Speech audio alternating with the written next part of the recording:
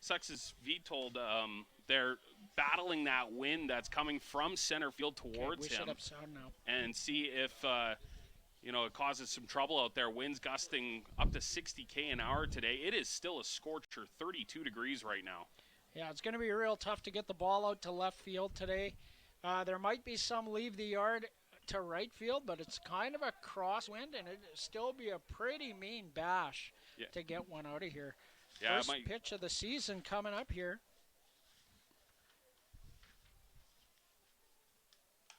And Logan Lynch fouled away by Brock Laird, the starting shortstop for the Berries. Yeah, I think we could see a lot of balls heading down that right field side, especially down that line. So it could make things very tough for Sussex. Viptold out in a right field. The 0-1.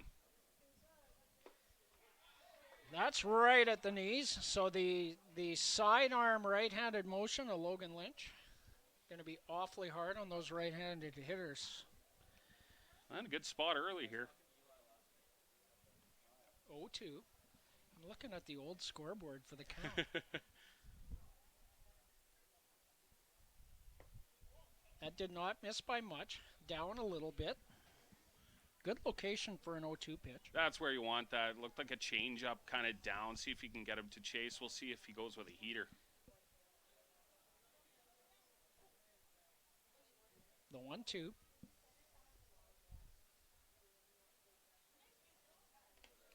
In the dirt. 2-2. Logan Lynch not happy with himself. That looked like a breaking ball that just kind of slipped off the end there. Kind of ran inside, trying to run it to the outside. Now even up on the count. Fortunately didn't get into Brock Laird. And that's over the chalk line in the batter's box. Wonder if the wind is playing tricks with the breaking ball for Logan Lynch.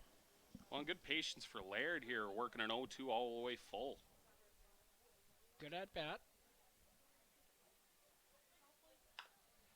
And that's hit slowly on the ground in foul territory. Scooped up there by Will Sevier. Count will remain at 3 balls and 2 strikes.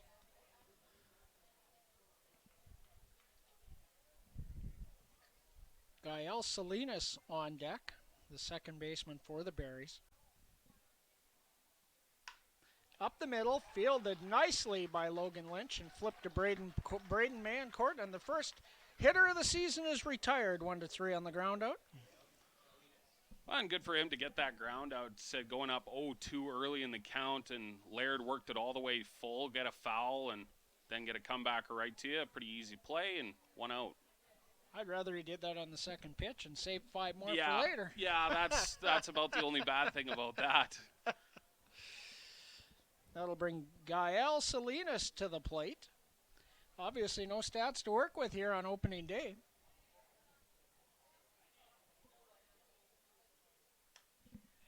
Fouls off that first offering. Well, good first pitch strikes to back-to-back hitters on this, getting 0-1. I read a piece of wisdom by Trevor Bauer. I know those words aren't words you would expect to hear in the same sentence, and that was on a percentage of hits that are given up at 2-0 and 3-1 counts, and it's staggering. Well, said as a batter, when you go down even 0-1 to 1-0, it changes your mindset in the plate. Now you feel like you have to be aggressive on certain pitches that are there because you don't want to go down 0-2 and then end up striking out. Nice crowd here tonight for opening day. Yeah, very good crowd. That tailed inside. 2-1. Not afraid to go inside on those right-handers, and that's what you want. See if you can jam them up, get some rollovers.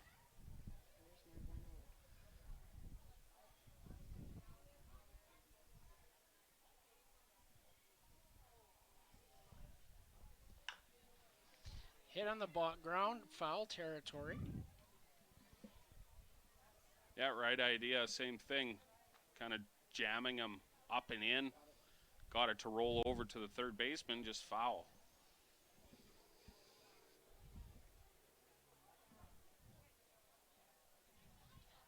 Two balls, two strikes.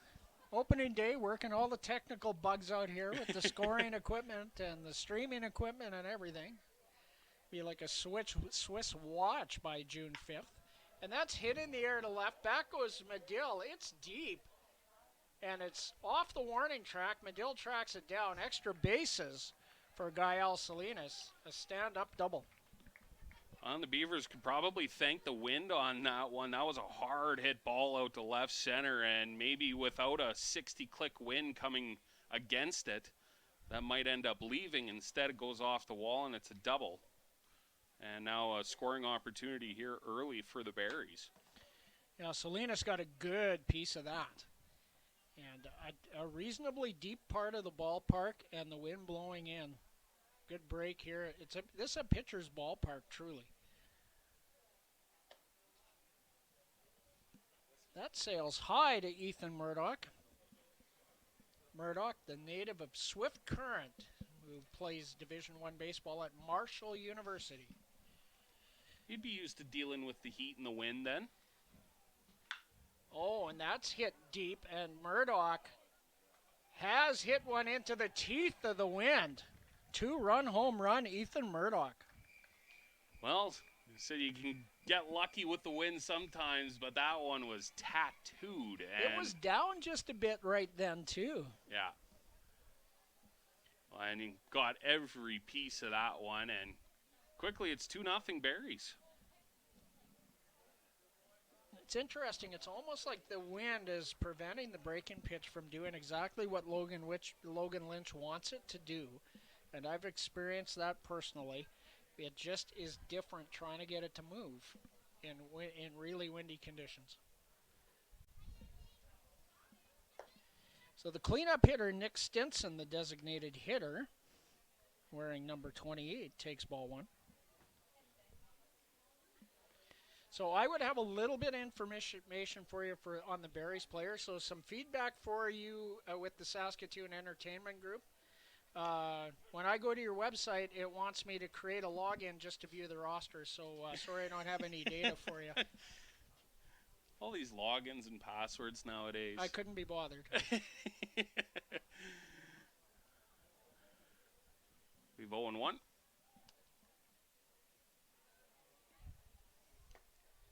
Foul tip squeezed by Rob Gurney. I think that runs us to 1-1. That'd be 1-2 now. 1-2 now. Yeah. He did take one on the corner for a strike. Okay, so called strike on the second pitch and a foul ball. Thank you. I was on my rant there about making people sign up for stuff. And that's slapped the other way. In comes Medill, and it gets by him. Tried to lay out for it. Couldn't do it. I think that'll be scored a double. I would score it a double. Yeah, that's a in-betweener. I mean, that's so tough with that ball. It probably seemed like it was going to sail and keep up in the air for a little while and just dropped and bounced over. Tough play, though. Obviously, now instead of a single, it's a double. It's really hard for me to give Medill an error on the play. Yeah. So for that reason, it is a double for Nick Stinson. So 3 straight extra base hits for the Berries. And that brings Josh Henson, the third baseman, to the plate. Still only 1 out, too.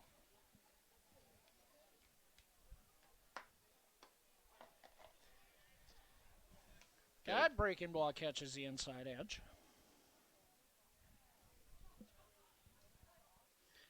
So Lynch got behind in a couple of counts.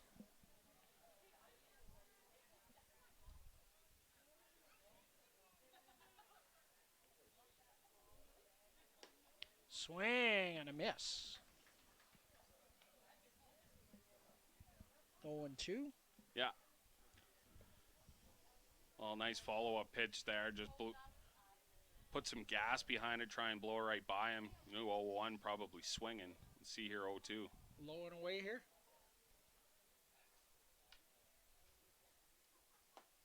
Oh, no, he just challenges him, blows him away. First strikeout, swinging. for Logan Lynch. Well, and I like that, especially after a rough first inning. You know, get back to what you know, pump the fastball in. He wasn't able to touch that first one, try it again, and he wasn't able to touch that other one, and now making his way back to the bench. Big strikeout there for Logan Lynch. And Gavin Panks, the catcher, comes to the plate.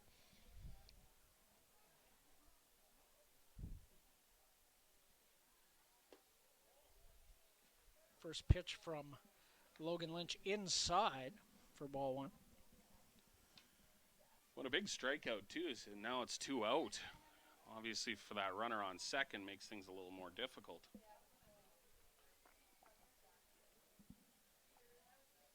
Crump holding him on a little bit there at 2. That's a nice pitch.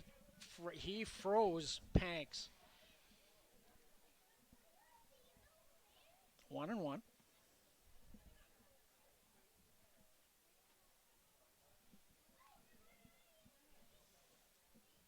Aiden Marion, the Saskatchewan product, in the on-deck circle.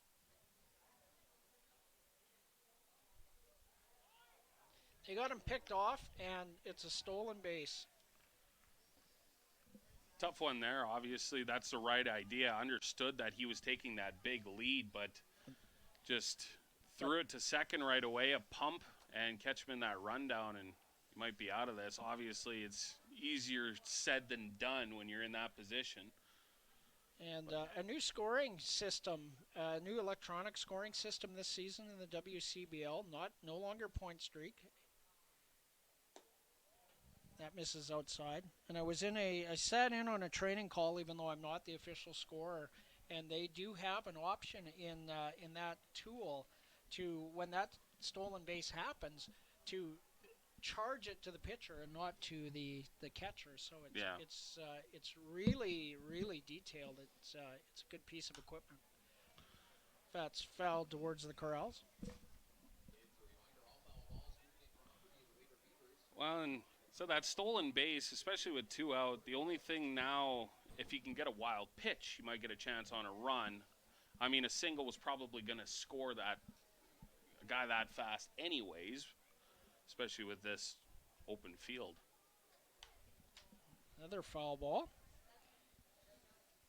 And Logan Lynch has he's had pretty good control, kind of feeling out the wind, I think. And when it's gusty, it's tough because it's not coming the same way twice. And Rob Gurney, one of the best defensive catchers in the league, behind home plate as well. Up the middle, base hit, RBI single for Gavin Panks. Yeah, good piece of hitting there. Just got a pitch, sent it right straight back at him. And the inning continues. Right up the middle. So we'll color the RBIs in red. There. My color-coded score sheet. Looks nice. Makes it a little easier to find stuff when you're looking for it. First pitch to Marion is inside for ball one. I believe, and I apologize if I'm misspeaking, but I believe Aiden Marion is a Munster Academy product. They put out ball players.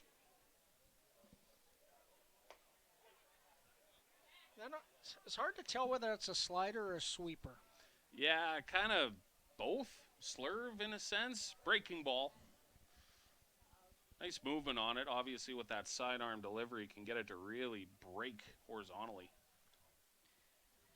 Pickoff attempt. Panks is back.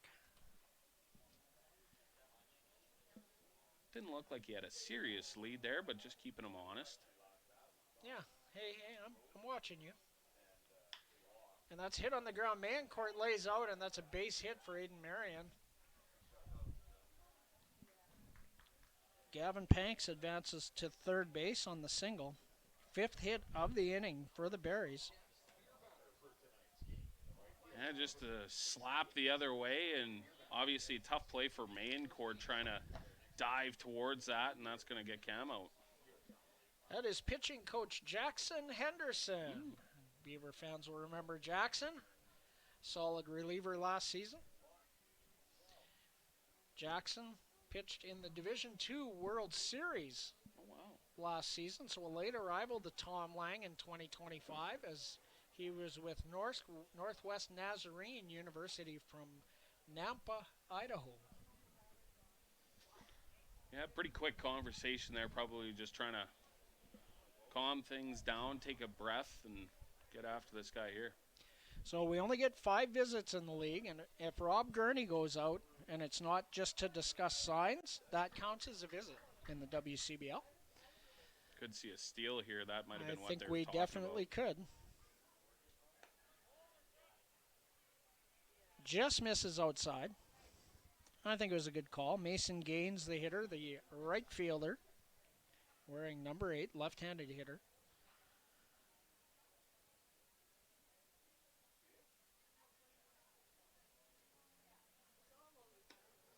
That misses outside. 2 balls, no strikes.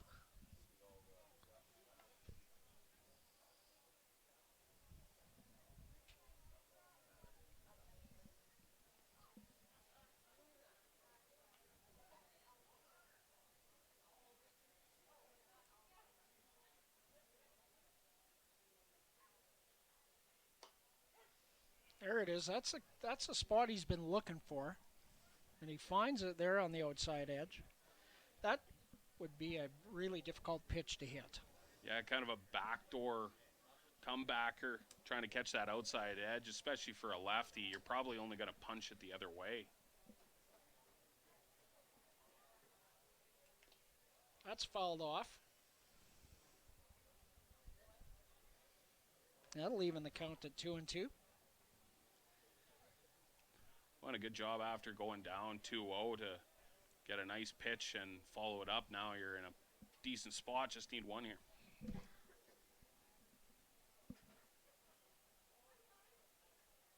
Good spot.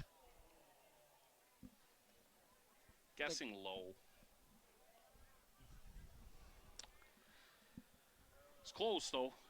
That's a pretty good spot to put that in. That was a very good pitch. Yeah. That was a very, very, very good 2-2 pitch. You'll see first take off here on the 3-2.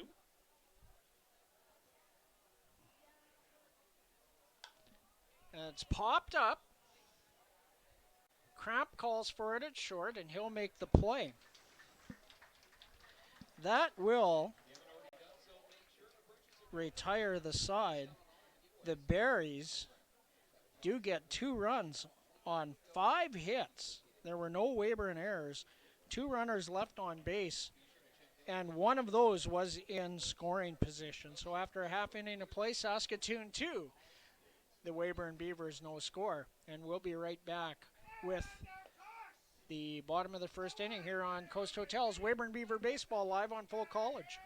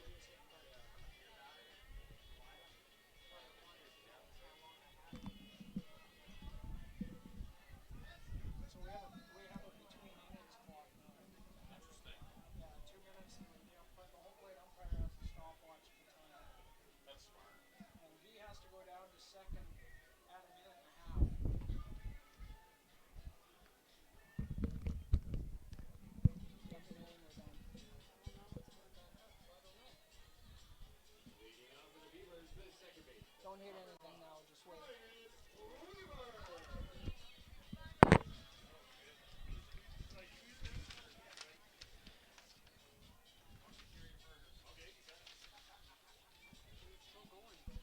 Well, you hit 2, so. I may as well just talk, and if it starts, I guess. Ryan Weaver will lead things off for the Beavers in their first at-bat of 2026. And the pitch from Tyler Bailey is in there for a strike called.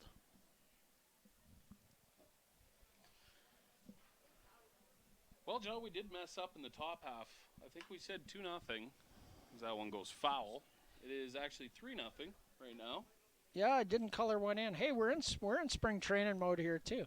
Was there 56 games in a year, 9 innings, about 500 innings if we mess up the top half of the first one? That's not too bad. That's not too bad. I think our illustrious scorekeeper spotter here, the best in the business, had it right at 3. Ooh. That's in the dirt and blocked very nicely by Gavin Panks. Different not seeing Ethan Menard or Balin Sorensen behind the plate for the Berries in their short tenure in the league. But those guys were part of the identity of the team in their early couple of years. 2 balls and a strike. Or, sorry, 1 ball and 2 strikes. Ryan Weaver from Gilbert, Arizona, Phoenix area. Attends Eastern New Mexico University in Portales, New Mexico.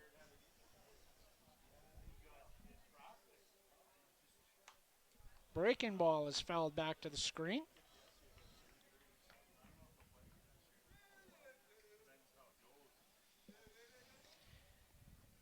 Weaver, a guy with real good speed. Third baseman playing real deep. If Weaver can roll one that way, I think he'd beat it out. Slaps one that way, and it sounded like that bat broke. Yeah, you could even hear it as he threw it towards the dugout, the rattle off of that. So that's got to hurt the hands. Ooh, yeah. At least it's 35 above, and like when I would play my first game of the year back in the day, and if that would have happened, that'd have hurt for a week. Yeah, on those it would gloves, have been even like +8. Yeah, yeah. Well, it's surprising how warm it is here for the end of May. And obviously, so those batting gloves help it out a lot, but new piece of lumber. Jared Cramp on deck for the Beavers. Breaking ball misses. A nice leave there by Ryan Weaver. That was up in the zone.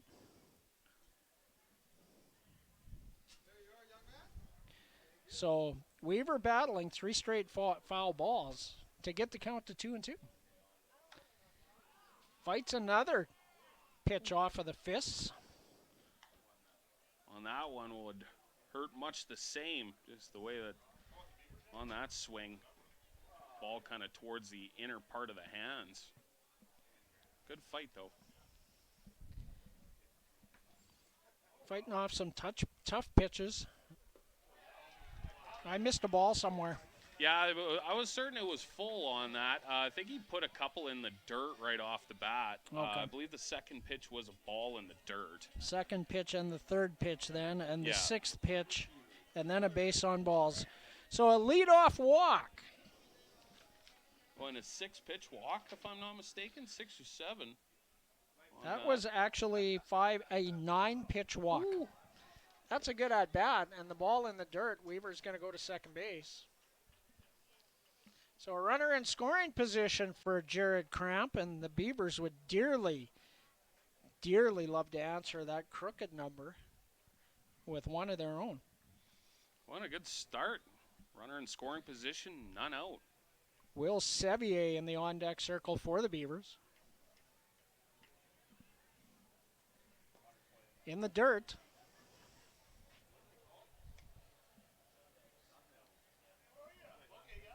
Making him work behind the dish. Quite a few already in the dirt.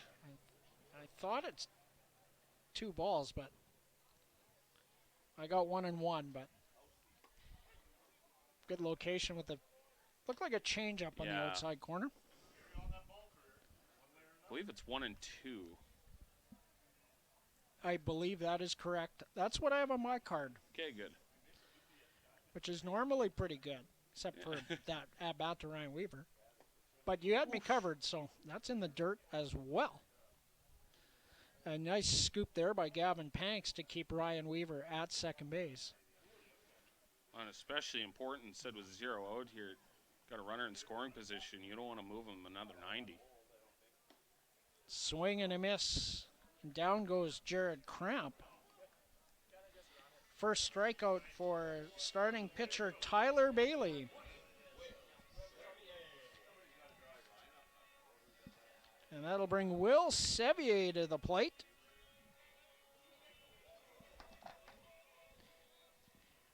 Sevier's a two-way, actually. So we're going to see him throw a fair amount. That's fouled the other way for strike one. Well, and tonight got him at the hot corner there, so we'll see if probably see that arm of his a few times. My intel says that he plays a very good third base. Are you saying that because you're the home announcer? No, that's what my intel is. I was told that by a source very close to the ball club. Oh, that's good. Another wild pitch. Advances Weaver all the way over to third. And with one out, now a real opportunity here for Sevier. So 2 wild pitches charged to Tyler Bailey.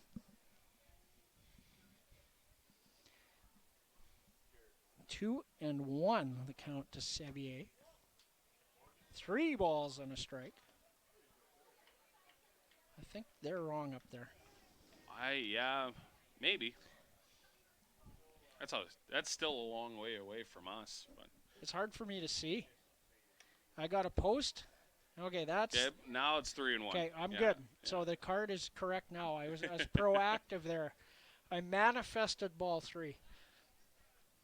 We could see Sevier take a cut here, 3-1. Braden Mancourt on deck. And Sevier takes ball 4 high. 2 walks. Charred. 2 walks, 2 wild pitches. So probably the best pitch of the evening for Bailey. He was able to strike out a very dangerous hitter in Jared Cramp. And Braden Mancourt, the 5-year man from Langley, BC, checks in. Takes a fastball for strike 1. Mayo, a conference champion at Central Baptist College in Conway, Arkansas, in this his final collegiate season. 1-1.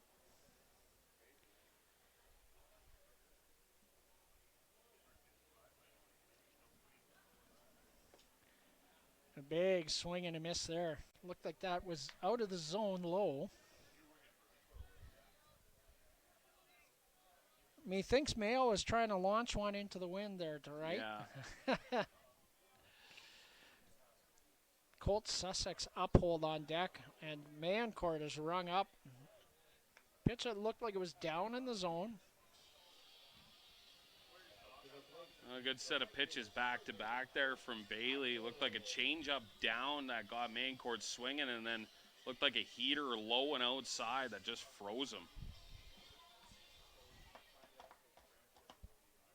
Looks like the wind's changed a little bit of direction looking at the flags.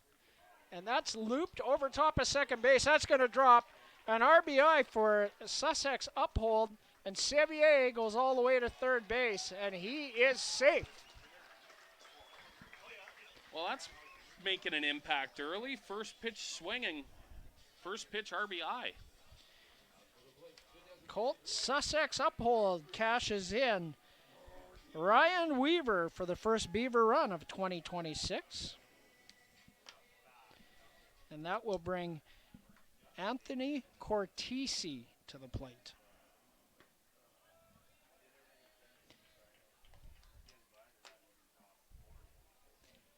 Anthony, an injury this year, didn't play a whole lot, but had a really strong 2025 campaign. Slaps that the other way. That's going to get through the hole for a base hit. That'll score Will Sevier.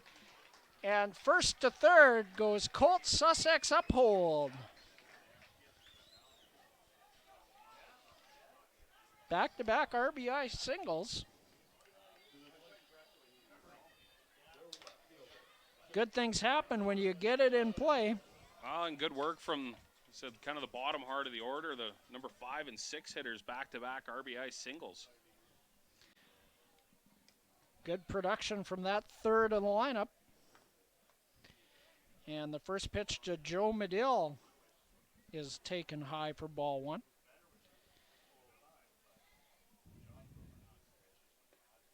Low, 2 balls. Medill, a freshman at Cochise College, which is a very good JUCO. And he signed real late with the Beavers.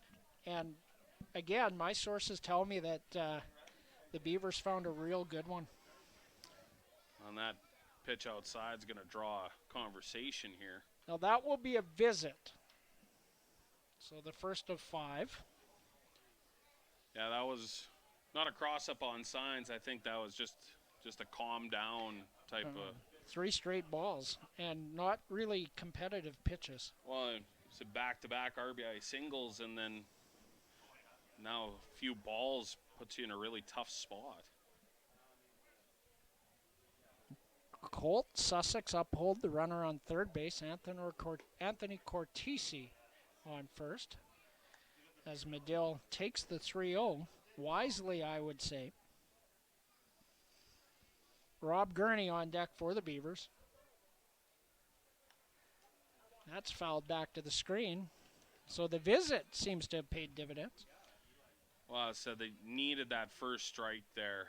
You didn't want to load the bases, and one after that kind of inside and fought off. Now runs count full.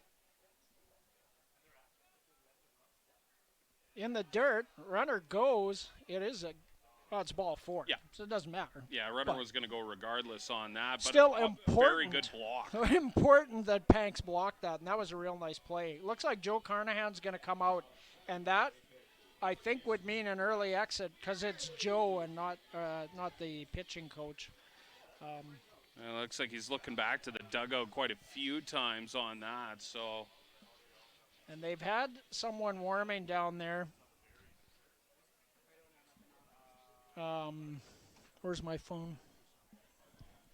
Well, and said tough for Bailey. Obviously, those back-to-back RBI singles, and then a walk now loads the bases. And after the Berries had, such a good first inning, putting 3 up on the board, Berries quickly respond with a couple of their own, and now in very dangerous scoring position with the bases loaded, and obviously a veteran in Rob Gurney up to the plate as well. So Elmer Jerkovich gave them a very long visit. Yeah. They do not usually wait that long to go break that up, and surprisingly, Joe Carnahan makes the visit and leaves Bailey in the game. The bases are loaded. They are full of Beavers here with Rob Gurney at the plate. The third walk of the inning issued to Joe Medill. We should add a stopwatch on the time of this first inning. This has been a pretty long start to this ball game so far. So Rob Gurney, 4-year Beaver. Ground ball up the middle, fielded at second base, on to first in time. First pitch swinging, and a ground out 4-3 for the third out. The Beavers do get 2 runs on 2 hits. There were no Saskatoon errors. 3 left on base, 2 of them in scoring position. So after 1 complete, the Saskatoon Berries 3, the Weyburn Beavers 2, and we'll be right back with the second inning here on Coast Hotel's Weyburn Beaver Baseball Live on FloCollege.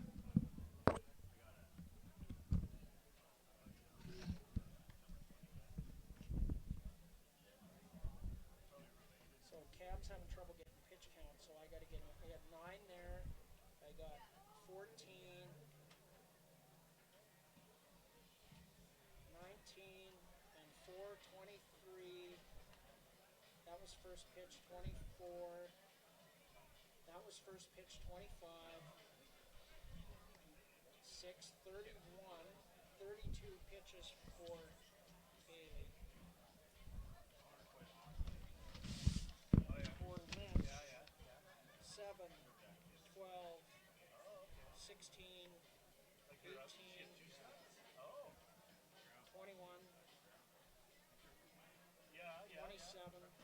30, 36 pitches. 32 for Bailey, 36.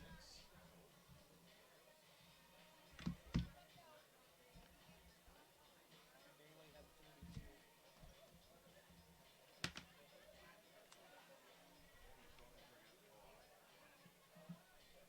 Went out to the home center or whatever. Oh yeah. Yeah. Oh, that's pretty good.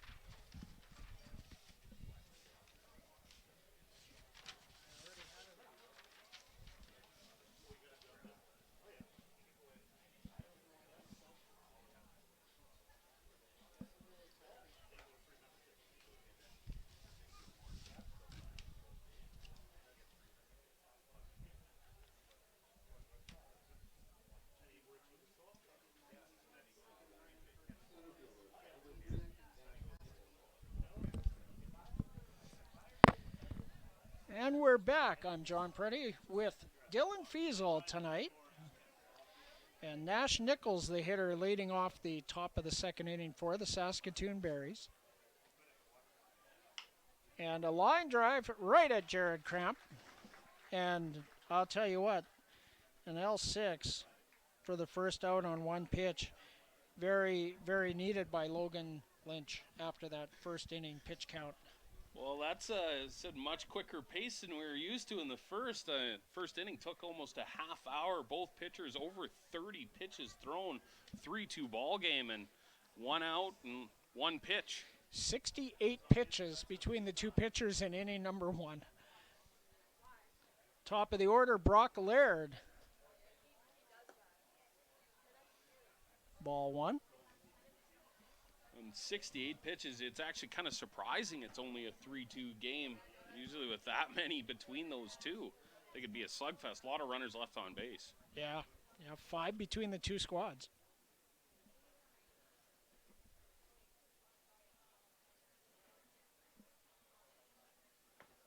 That's a good slider, sweeper. So hard to tell with those sidearm. It doesn't matter if they're lefties or righties. It's hard to tell. Yeah. It's a nice horizontal movement. Kind of both the same style of pitch. I think that one more of a slider. Definitely a hard horizontal break on that. Yeah, I did not drop a lot. Oh, a swing and a miss. A big cut there by Brock Laird. I think he got his best swing off. And so back-to-back sliders looked like, and saw it out of the hand, but just swung right underneath it, looked like. Gael Salinas on deck for the Berries. 1-2, the count. And that's hit in the air to left center, and that drops between Medill and Hugh Montgomery, bounces around extra bases. A double for Laird. Third double of the evening for Berries hitters, and we're only in the second. And said looked like maybe trying to get a little greedy with those sliders. 3 in a row, and that last one was hung it a little. Smacked. Yeah, just you see enough of the same pitch, especially in an at-bat, and usually you get used to the spin rate, the movement, and you got all of that. One drove it to deep left center. And Gael Salinas, who is 1 for 1 with a double and a run scored early in the 2026 season.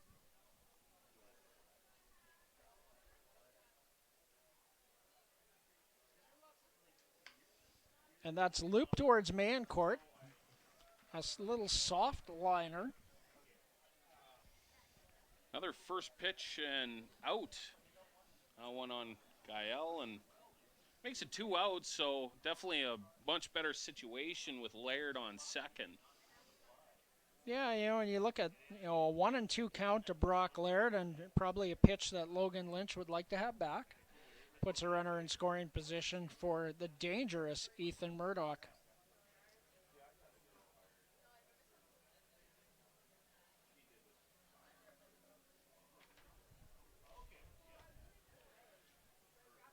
That breaking ball away for ball one, and That might have been the wind on that one. You see it right at home plate, kind of kicked up a little bit. I could imagine on a sidearm slider, oh, an man, extra 10 click of wind. it really picked up here. Really gusted. That's a good pitch. Murdoch taking. Breaking ball catches the inside edge to even the count at 1-1. Nick Stinson in the on-deck circle. Murdoch had that 2-run home run in the first inning.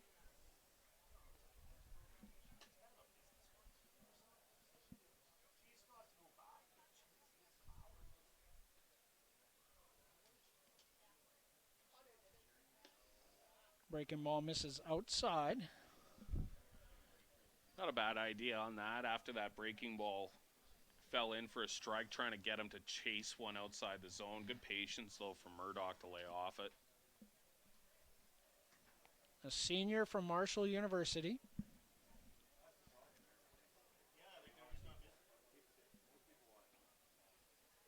Loads of experience. That sails high. 3-1. Tough pitch on that heater, trying to put it up, maybe get him to pop out. Just missed a little bit high, and instead of maybe a 2-2, it's a 3-1 count. It's not the end of the world. You got somewhere to put him with 2 out.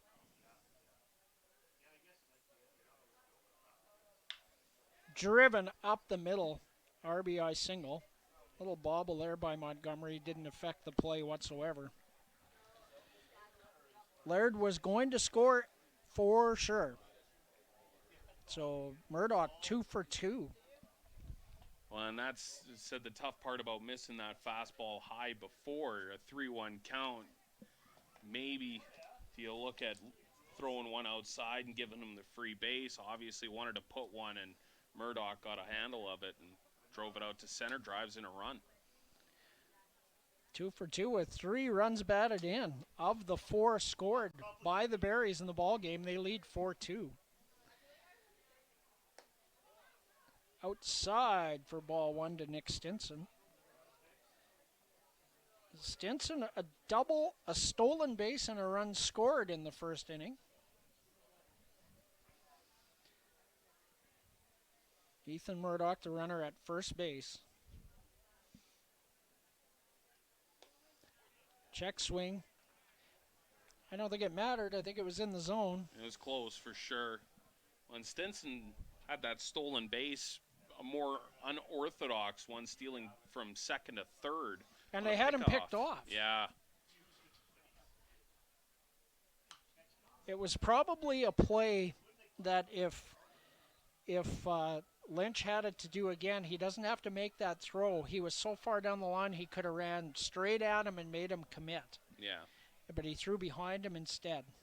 Well, instead just I've a made snap that play. mistake, and I've made that mistake. I think he thought Stinson was going right back to the bag right off the bat. Nice pitch. Swing and a miss. That was an absolute beauty, and down goes Stinson for the 3rd out of the inning. The Berries, they do get a run on 2 hits, no errors, and a runner left on base. So after 1.5, and it feels like we're later in the game, Berries 4, Beavers 2, and we'll be right back with Coast Hotel's Weyburn Beaver Baseball live on FloCollege.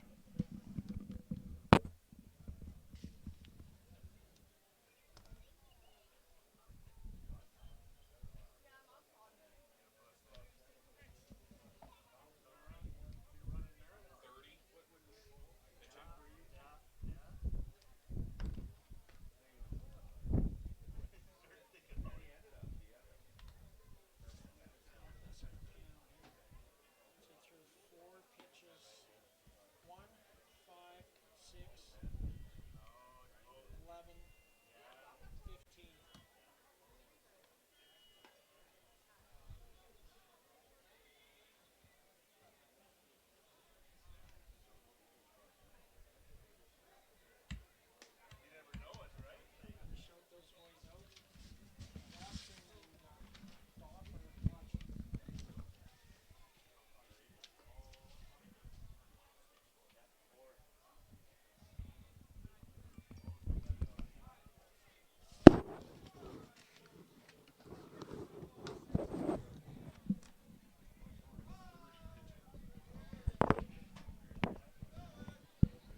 New pitcher already for the Saskatoon Berries.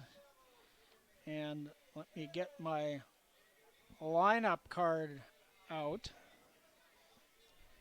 Well, and you might think if you just tuned into this one that we'd be maybe 4 or 5 innings into it. We're just in the bottom of the second, almost 8 p.m. already.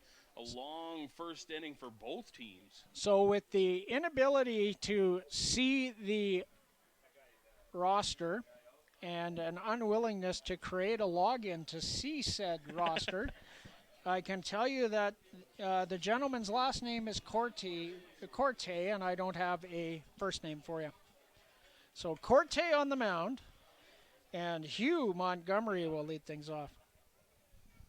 I will take a look. Called strike, 0-1.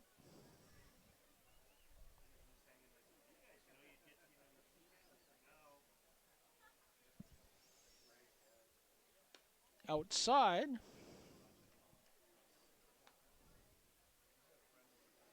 One ball, one strike to the Winnipeg product, Hugh Montgomery. Really, really good speed for the number 9 hitter for the Beavers. Breaking ball is up in the zone, taken for a ball. 2 balls and a strike. Looks like I found his name is Adam Corte. It is Adam. Adam, the former Swift Current 57. Yep. If anybody pans out somewhere, they generally end up in Saskatoon. So it is Adam Corte, a very, very effective pitcher. Swift Current's best arm last year, and it wasn't close. Swing and a miss, a big cut there for Montgomery. 2-2. From what I saw anyway, Google told me it was Adam Corte. So, looked like we will trust the internet. Sounds legit. No one fouled off.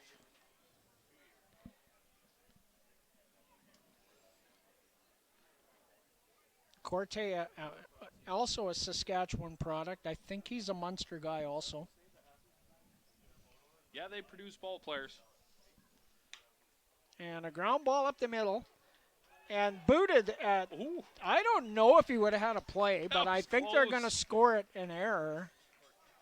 Yeah, it looked like I would probably say an error on that just from the boot for sure. Almost booted it over to the shortstop who almost could have made a play. Obviously, a bit of a slow roller out to second. And you are right, Adam Corte is from Munster. I'm just going off the games I called last year, buddy. That makes sense. A really good thrower. A late swing there by Weaver. A strike 1. Ryan Weaver walked and scored in the first inning. He was able to advance quite a lot with a few wild pitches. 2 wild pitches, yeah. And he scored on the RBI single by Will Sevier. Hugh Montgomery is a threat to run. Throw over there, he was back with plenty of time. Maybe not a massive lead on that throw over. Let's see if he maybe takes a bigger one here. At Mayville State, Hugh Montgomery, that's fouled back to the screen. Hugh Montgomery was the courtesy runner for Rob Gurney on a lot of occasions in U.S. college baseball. The catchers do not run to try and do not run at the bases at all. They are run for any time they get on base, just to speed the game up. So the catcher's always ready to go, or as ready as possible. So if that's the case, then catchers should bat with shin pads on. You got to have like slow pitch where you have the runner right beside you, and as soon as you hit, they take off for you. That's what I needed when I played ball. That's what I need now.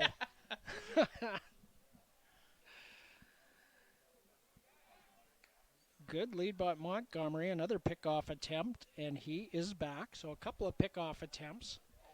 So the Berries understanding what is over there at first base.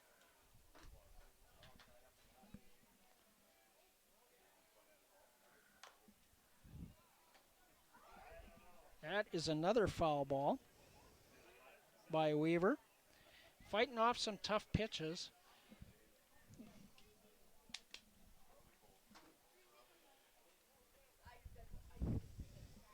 So Cam Williams, a little bit of a change of pace for the Beavers. Cam not occupying the third base coaching box this season.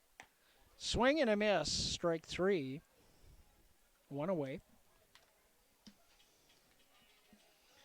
So Corte, a 5-pitch strikeout with no balls mixed in there. And Weaver trying to make that 0-2 count last as long as possible and fouled off a few of them, but unfortunately couldn't get a piece of that one.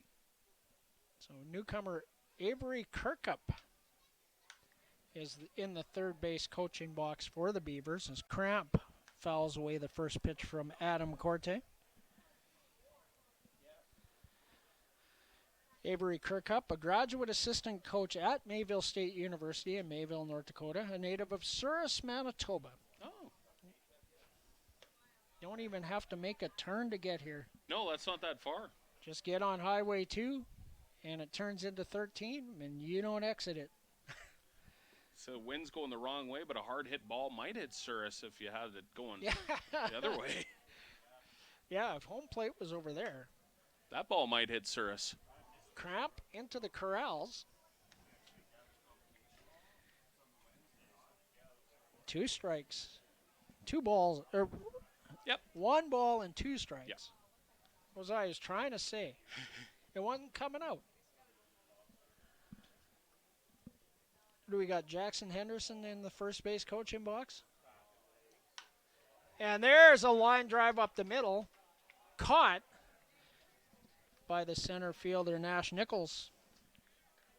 And a tough one there for Cramp, obviously, after that strikeout in the first, trying to make a good comeback, good impression, gets a good piece of that one, maybe hit it almost a little too hard. Center fielder able to make the play, and quickly 2 out. So it'll be interesting to see if Avery Kirkup puts something on here with Hugh Montgomery, a guy that he's very familiar with, from the same school this year. Worst case, he's thrown out. Will Sevier, the 3-hitter, is still in the batter's box. And if he's successful, Sevier has a runner in scoring position. So I'll have to see here with 2 out. They get the appropriate count. Swing and a miss. 1-1. And Corte here, obviously this is first inning of work, and he got right to a lot of fastballs early, trying to establish shot.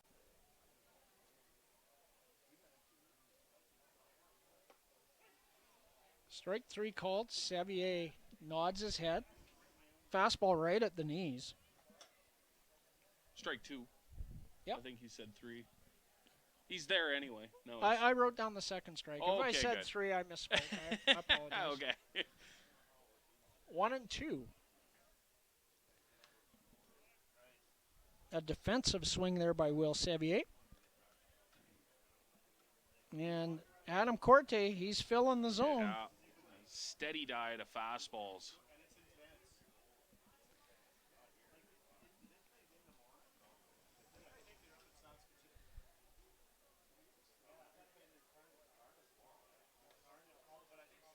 That breaking ball just seemed to come out of his hand just all wrong. Yeah, you kind of see him check his hand after that one and kind of slipped, went a little high, hung out, and 2-2. Fouled over the screen and out of play. Braden Mayencourt on deck. Get a left-handed bat up there perhaps against Adam Corte if Will Sevier can successfully reach first base. And a slow rolling grounder to short, charged hard, and a strong throw in time. A real nice play there by Brock Laird, the shortstop. 6-3 for the third out of the inning. No runs, no hits. There was 1 Saskatoon error and 1 runner left on base after 2 complete. The Saskatoon Berries 4, Weyburn Beavers 2. And we'll be right back with more Coast Hotels Weyburn Beavers baseball live on FloCollege.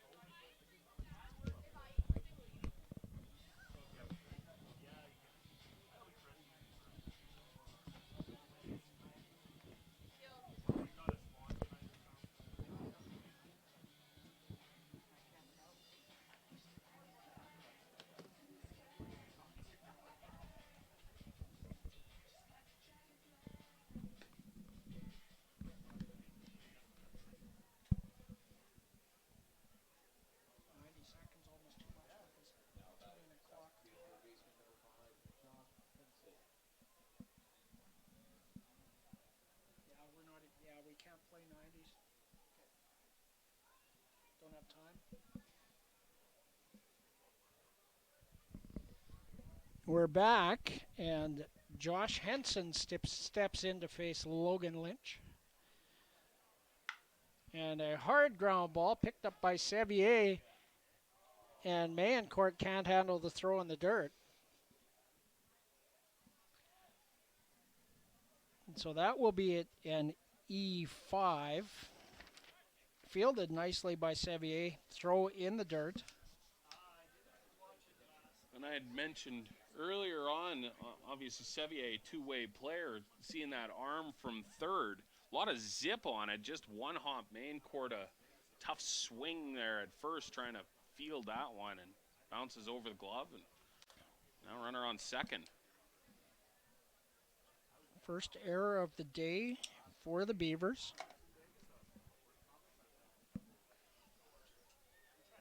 A couple on the board for the Berries.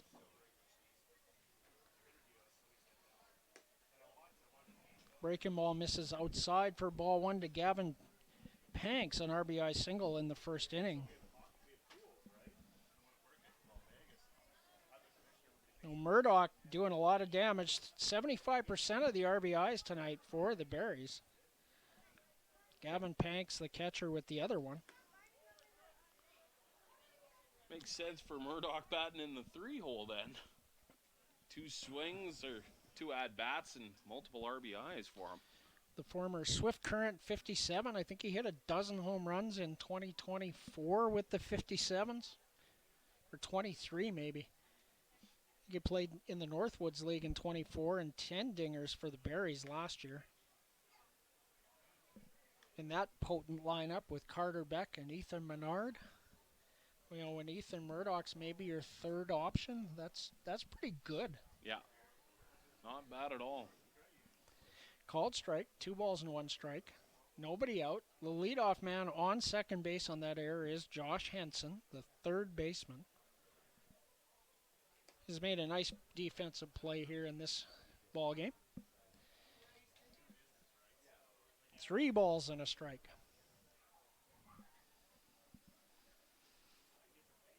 So Logan Lynch over the 50 pitch mark, pushing 60.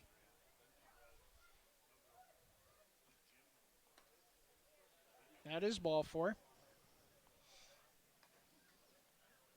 That's the first walk issued by Logan Lynch. And the first 2 men aboard, runners on first and second, nobody out. It sets up the force, if nothing else. Hopefully, maybe get a double play opportunity.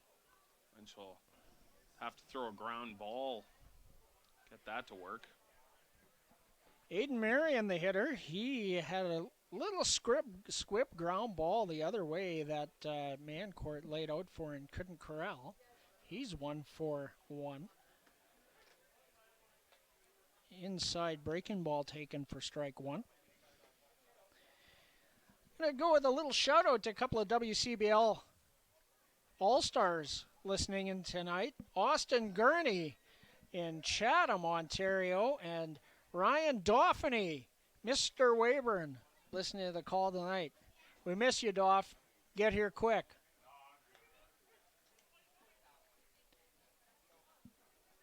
Pitch on the inside edge, uncharacteristically dropped by Rob Gurney, but he's able to track it down. Runners stay still.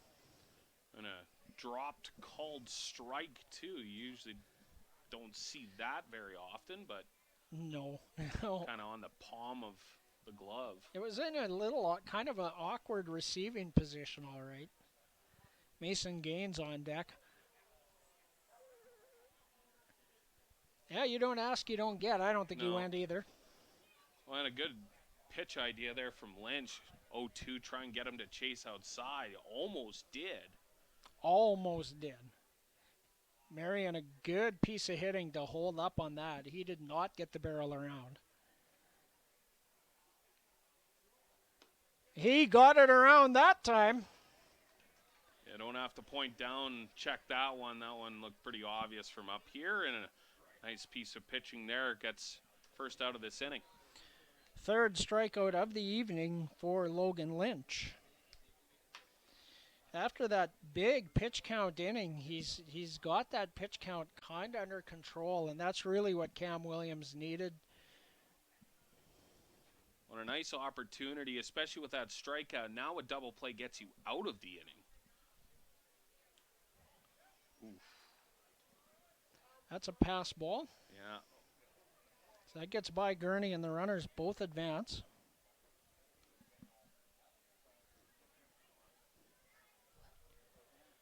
Well, that completely negates the double play then, unless, well, the force. Anyways. And a tough pass ball there for Gurney. As you mentioned, one of the best defensive catchers in the game. You don't see him mishandle strikes or close pitches very darn often. 1 ball and no strike to Mason Gaines. That's a wild pitch, and that will score a run. That looked a bit more familiar. Said a pitch bounces off the dirt, goes off the catching arm there of Gurney into the backstop. That one you can't fault him for it at all, but as soon as it touches the dirt, it doesn't matter. Well, exactly, and that one said a tough play to make. So Josh Henson scores on the wild pitch, 5-2, the Berries lead. That's a good spot. Another thing that Rob Gurney does very well, he receives the ball and presents it to the umpire extremely well as anybody in the league. Counts 2-1. Scorecard or scoreboard a little behind, but count is 2-1. Ground ball. Weaver comes home with it. Gurney the tag. He's out at home plate.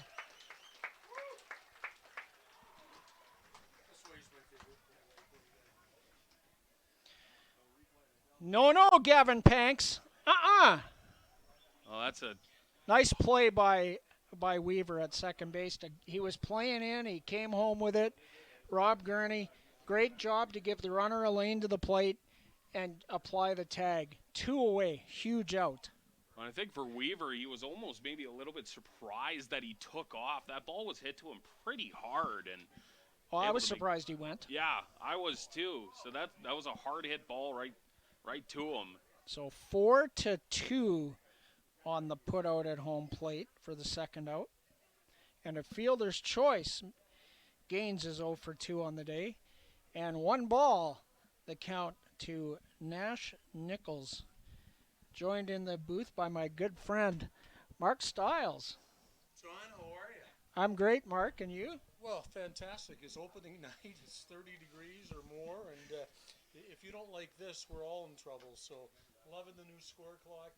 I don't know how many we got, but I know everybody's very happy with the crowd. It's a great crowd, and it's going to be a great crowd tomorrow in Cardiff. Yeah, can't wait.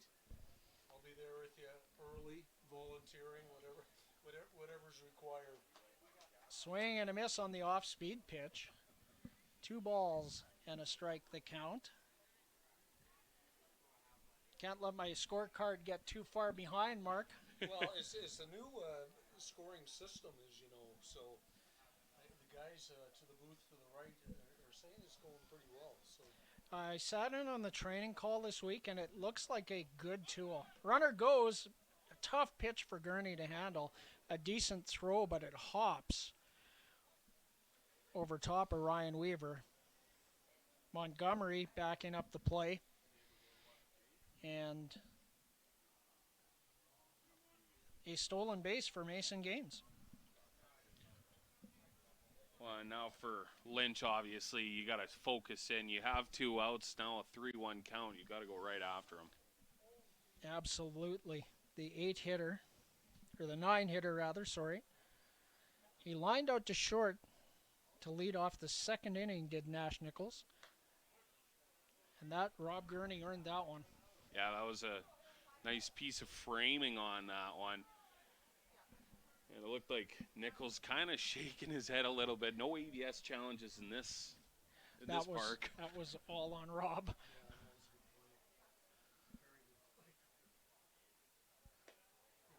Can't pull that one back. Yeah. Second walk of the inning issued by Logan Lynch. And a tough one on that because that brings Brock Laird up to the plate, who hit a double in his last AB. Top of the order. Laird, an RBI double. It was. No, it wasn't. Sorry. No, I didn't color it, but I inadvertently had written it in there. 1 for 2 with a double for Laird. Had the liner to right back, the comebacker 1-3 for the first out of the ball game. And then a hard hit double to left center on his second AB there. And first pitch, foul tip.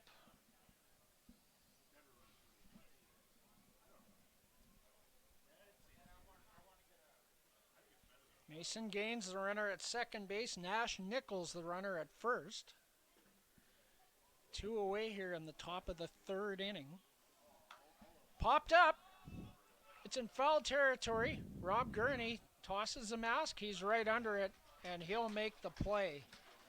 So a pop-up foul to the catcher for the third out of the inning. The Berries, they do get a run on no hits. There was a Beaver error and 1 runner left on base, and that one was in scoring position. So after 2.5, Saskatoon 5, Beavers 2, and we'll be back with more Coast Hotels Weyburn Beaver Baseball live on FloCollege. I gotta ask Garnet to get me a flow, because obviously I had the free pass last year. Yeah, so I can watch you guys. I think that scoreboard's line should be 4. Well, there's 4 before. We had 3 here. We had 1 here. Who scored here? Laird scored on the RBI single line. Oh, okay. Your color coding I caught didn't me get off. colored in.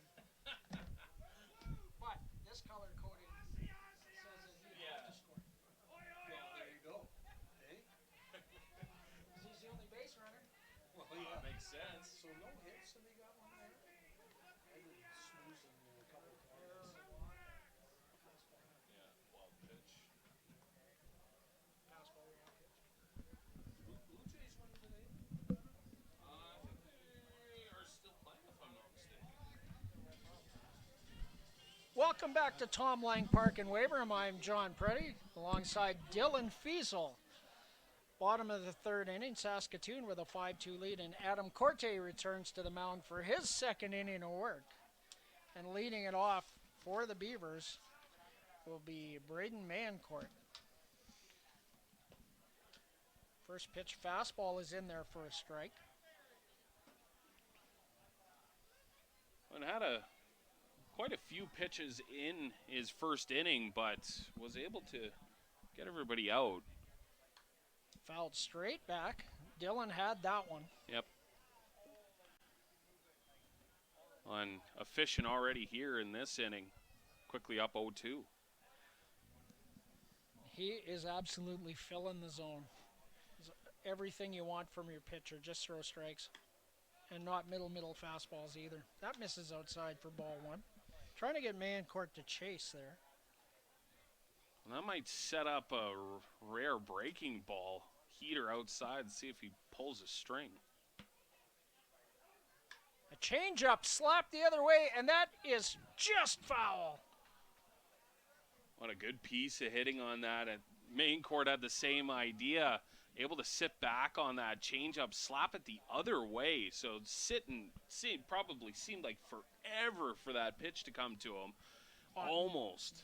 You're absolutely right, Dylan. A tremendous piece of hitting, and that's only foul by about a foot. And said with the position, obviously pretty much a stand-up double for Maincourt down that line. For sure. Colt Sussex uphold in the on-deck circle for the Beavers. Swing and a miss. Well, back to your bread and butter for Corte. Obviously pulled that string, and Maincourt waited on it. Goes right back to the fastball up and in and blows it right by him. His second strikeout. Second strikeout for him. And Bailey started out pretty well. Struck out 2 of the first 4 he faced. The unfortunate thing was he walked the other 2 and got himself in a little jam and didn't get beyond the first inning. Jekyll and Hyde a little bit. Walk, strikeout, walk, strikeout. And then back-to-back singles for RBIs for the Beavers. And Sussex Uphold goes the other way, deep, off the wall. Into second base, standing up is Colt Sussex Uphold. He's 2 for 2. Well, Thought that might go. yeah. Well, on a tough play there, Mason Gaines out in right field. Not as much wind as the first inning, but obviously a ball that kept carrying out towards the fence and gets over him. Looks like a little difficulty at second base there with Sussex Uphold. He kind of went in a little awkwardly, almost half slide, half stand up, and obviously that would be tough because he's had a really good start to this ball game. RBI single in his first at bat and a double here. Be a big loss. He put up video game like numbers at McPherson College. Not quite the video game numbers of Jared Cramp, but video game numbers nonetheless.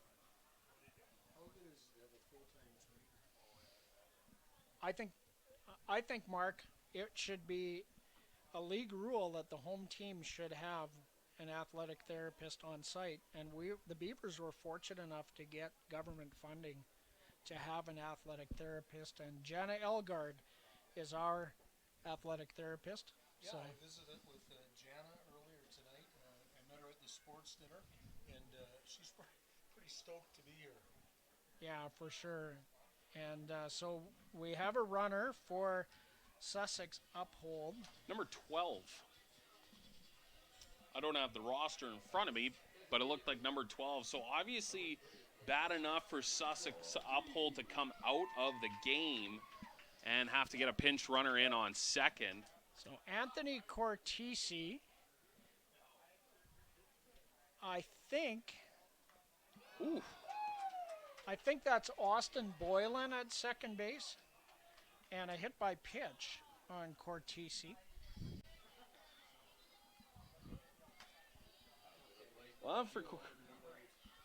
well, and that's almost an unfortunate hit by pitch on that first pitch because now it sets up the double play opportunity for the Berries with 1 out. See if they can get a ground ball to try and wrap up this inning. Obviously, Beavers and Medill, don't want that to happen. Medill able to check his swing and take ball 1. Base on balls for Joe Medill in his first at-bat. Was a 3-0 and then a full count. And he drew the walk. Foul tip squeezed by Gavin Panks. When I was looking over third base coach, quite a lot of signals going on. I thought maybe a bunt situation, but obviously swinging there, and now we'll one see. out though. And that's looped, caught, and a double play. That is. So some bad base running there. And Medill with a pop-up to short. And 6-2-4 to retire, I believe it's Boylan. So the Beavers do not score. They do get a hit. There were no Saskatoon errors and no runners left on base. So after 3 complete, Saskatoon 5, Weyburn 2. We'll be back with the 4th inning on Coast Hotel's Weyburn Beaver Baseball Live on FloCollege.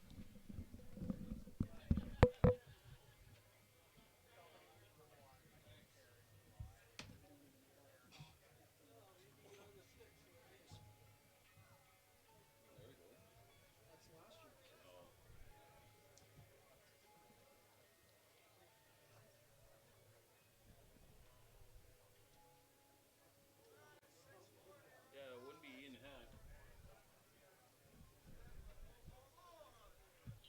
Tex-Can. That's who it was. I gotta count pitches here. 5, 6.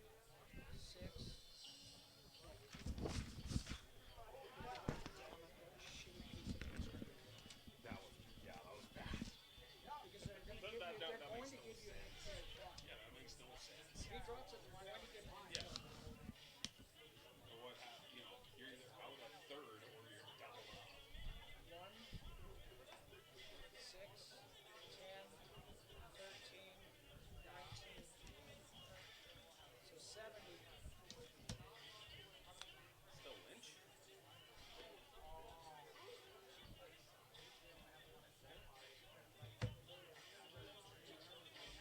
Oh yeah, that could.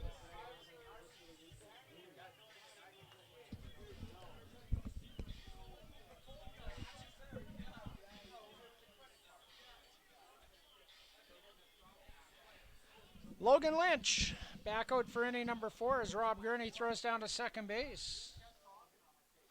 Due up for the Berries, Gael Salinas, Ethan Murdoch, and Nick Stinson, the 2-3-4 hitters in the order. Well, and for Lynch, kind of had a tough start to that third inning, but cleaned it up kind of towards the back end. Yeah, the E5, Yeah. he got a good hard ground ball. Howdy. And then a Good. base on balls, but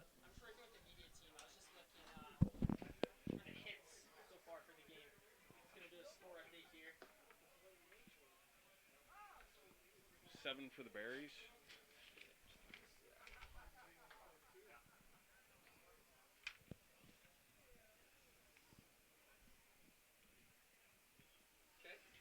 Two for Weyburn.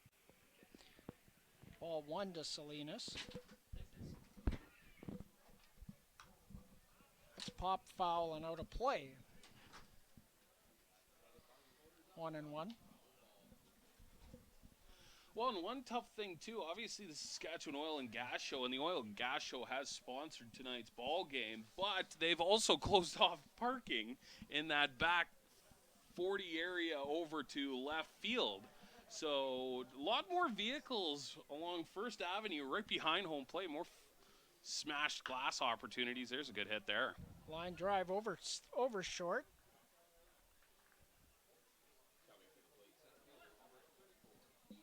So it looks like Austin Boylan goes to left, and Medill moves to right. Hugh Montgomery stays in Colt. Sussex Uphold unfortunately leaves the game due to injury with a 2-for-2 day and an RBI. Yeah, it's tough. He was one of, if not the best Beaver hitter early on in this ball game.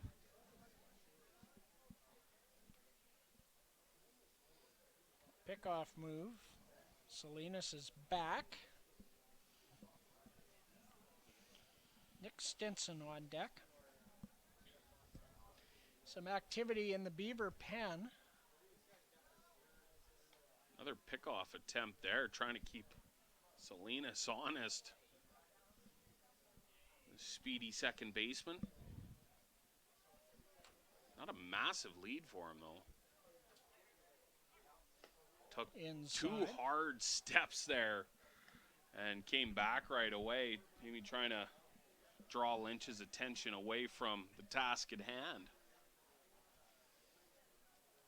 Are we not 2-1? I believe so.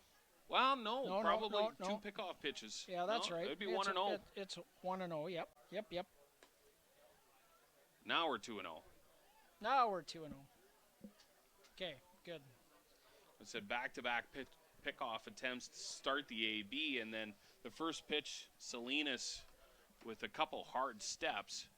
So confirmed that it is Austin Boylan that entered the game. It would make sense because he is an outfielder from North Dakota State University in Fargo, North Dakota. The NDSU. So he moves over to play left field in the 4th inning.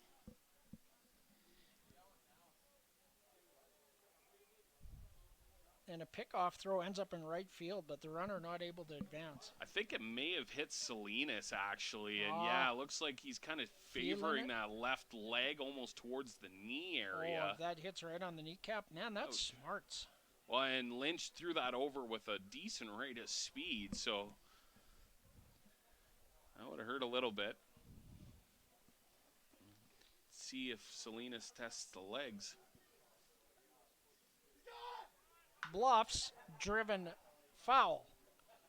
Got a On, foot foul, that line shot by Ethan Murdoch.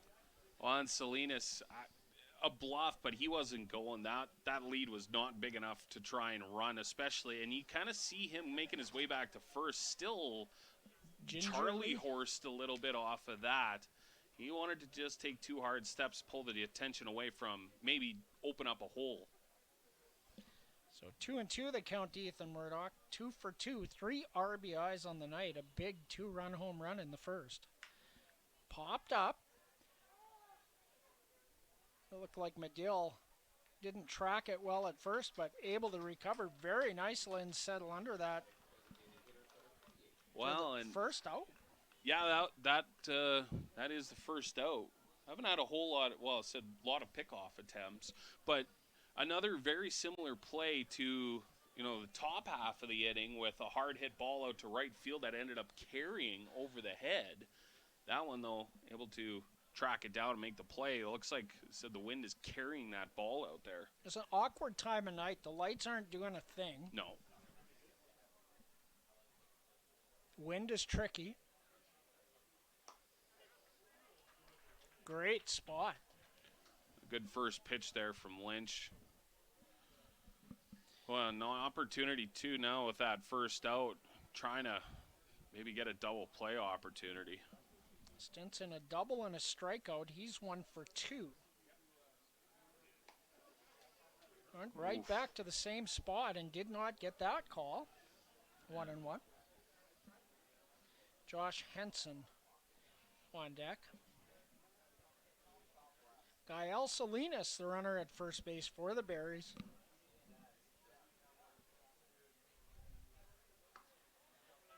Ooh, that was close. Yeah, just outside. Heard the umpire said, kind of the same as that second pitch in this at bat. Maybe just trying to paint it and a little bit off. I think it was a little bit out, but that had been called a strike earlier.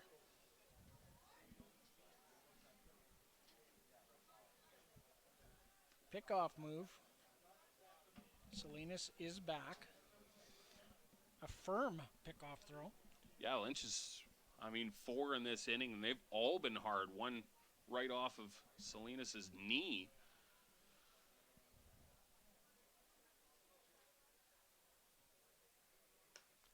Oh, swing and a miss on the off-speed pitch. Probably a straight change. Didn't see a whole lot of horizontal movement. A little dip, but I think just because of the change of speeds. And once again on that outside corner, maybe trying to get him to roll over on this. Quick pick off there. Not a bad move for the Reinhardt University product, Logan Lynch. Not as good as the Ian Heck pickoff move, however. Ian had a great move. Yeah, last year watching him was, I said, he's keeping Salinas honest in this one. Salinas has already in this inning taken maybe not the biggest lead, but a few hard steps from first, trying to pull the attention away. That's a ripped foul. And right into the tube of the tarp almost. Yeah, it looked like it. On a bit of a change there from Lynch, and goes breaking ball on the inside. Stinson able to get around on it, but a little too much, goes foul. Turned all over it. Yeah. It's just like golf shots. The one you pull the most is the one you hit the farthest. True. Popped up. Center field. On comes Montgomery. On the run. He slides and can't come up with it. Got a bit of a late break. Long way to run for Montgomery on that one. Obviously trying to keep Stinson honest. A power hitter hitting cleanup. That's going to draw a conversation here. I think we're going to see Yeah. a pitching change. And I got a score. It was a long run. I would say that's a hit. We'll give him a single? Yeah. Okay. I mean, can't really call that an error on Montgomery, a slide, just missing that. I would say maybe mispositioning on Montgomery, Yeah. which doesn't count in the scorecard, but maybe Montgomery playing a little deeper than he needed to on that one. So that'll bring Josh Pritchard into the ball game. Number 13. Commercial break. Sure, we'll take 15 seconds here. All right. We have a commitment allotted. We've got to pay the bills somehow.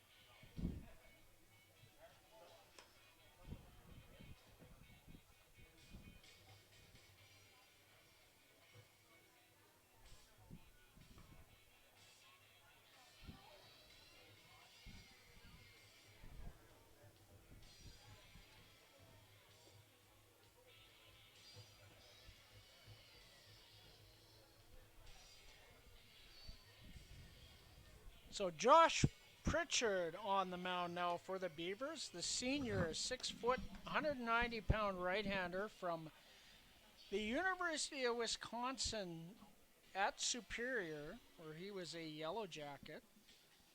Statistically, on his career with the Yellow Jackets, he appeared in 29 games, struck out 85 with an 8-7 record and a .6 WHIP. Yeah, all UMAC first team last year. So, welcome to the WCBL, Josh Pritchard.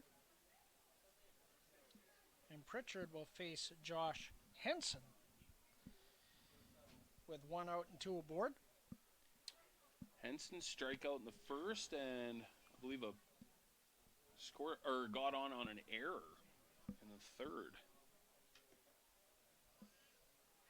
Breaking ball misses outside for ball 1.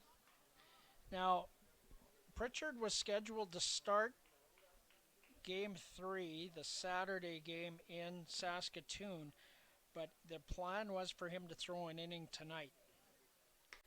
So you'll see that in the summer where if a guy, it's a scheduled bullpen day, the guy will maybe work an inning in lieu of a bullpen session. So a little more productive that way. Oh, it's 1-1. Well, and obviously a game like this, we've seen a lot of pitches already. We're only in the 4th inning, and already past 8:30 p.m. This has been it's a bit of a marathon early on.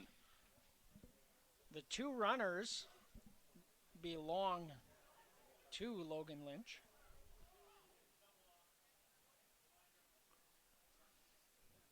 And Gael Salinas dancing around.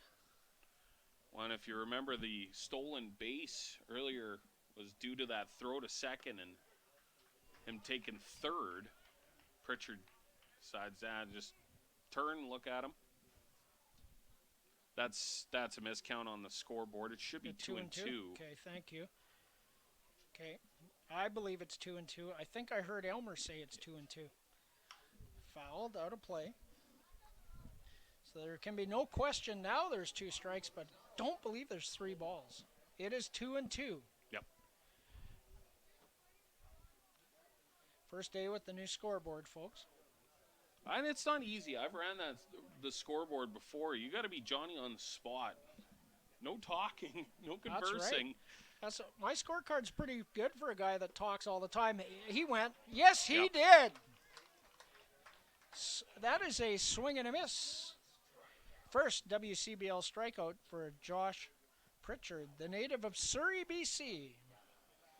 On a nice pitch there. We're going to count 2-2 right on the outside and half swing. Check swing, not enough. First K for Pritchard and 2 outs. That is a big out. Good pitch there. Looks like some crispness to that fastball from Josh Pritchard. 0-1 to Gavin Panks. Swing and a miss. And another fastball. Banks way behind on that one. Now 0-2. We'll see what Pritchard will go with. Maybe pull the string or blow it right by him again. Swing and a miss. Strike 3. Nice work, Josh Pritchard. If it ain't broke, don't fix it. 3 straight fastballs, 3 strikes, and back to the dugout. Good work for Pritchard. Thought I heard a little MC hammer in the background there. So the Berries do not score. They do get a hit. There were no Weyburn errors and two runners left on base. One of them in scoring position, as a matter of fact. So we'll be off to the bottom of the 4th, and we return here on Coast Hotels. Weyburn Beaver Baseball live on FloCollege.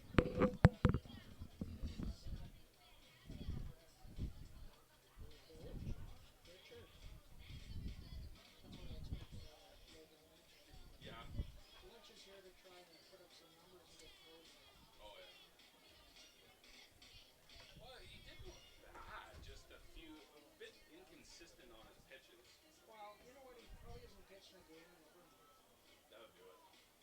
And a windy night as a sidearmer, too. Have a sip of water, Lisa.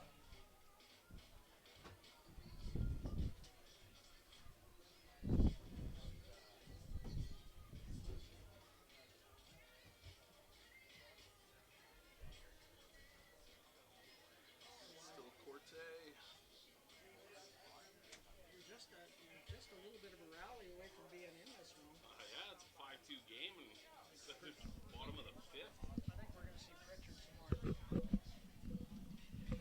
We're back here at Coast Hotels, Weyburn Beaver Baseball live at FloCollege. I'm John Preddy, Dylan Fiesel providing the color, and actually a pretty entertaining, if you like a lot of pitches thrown, first 3.5 innings.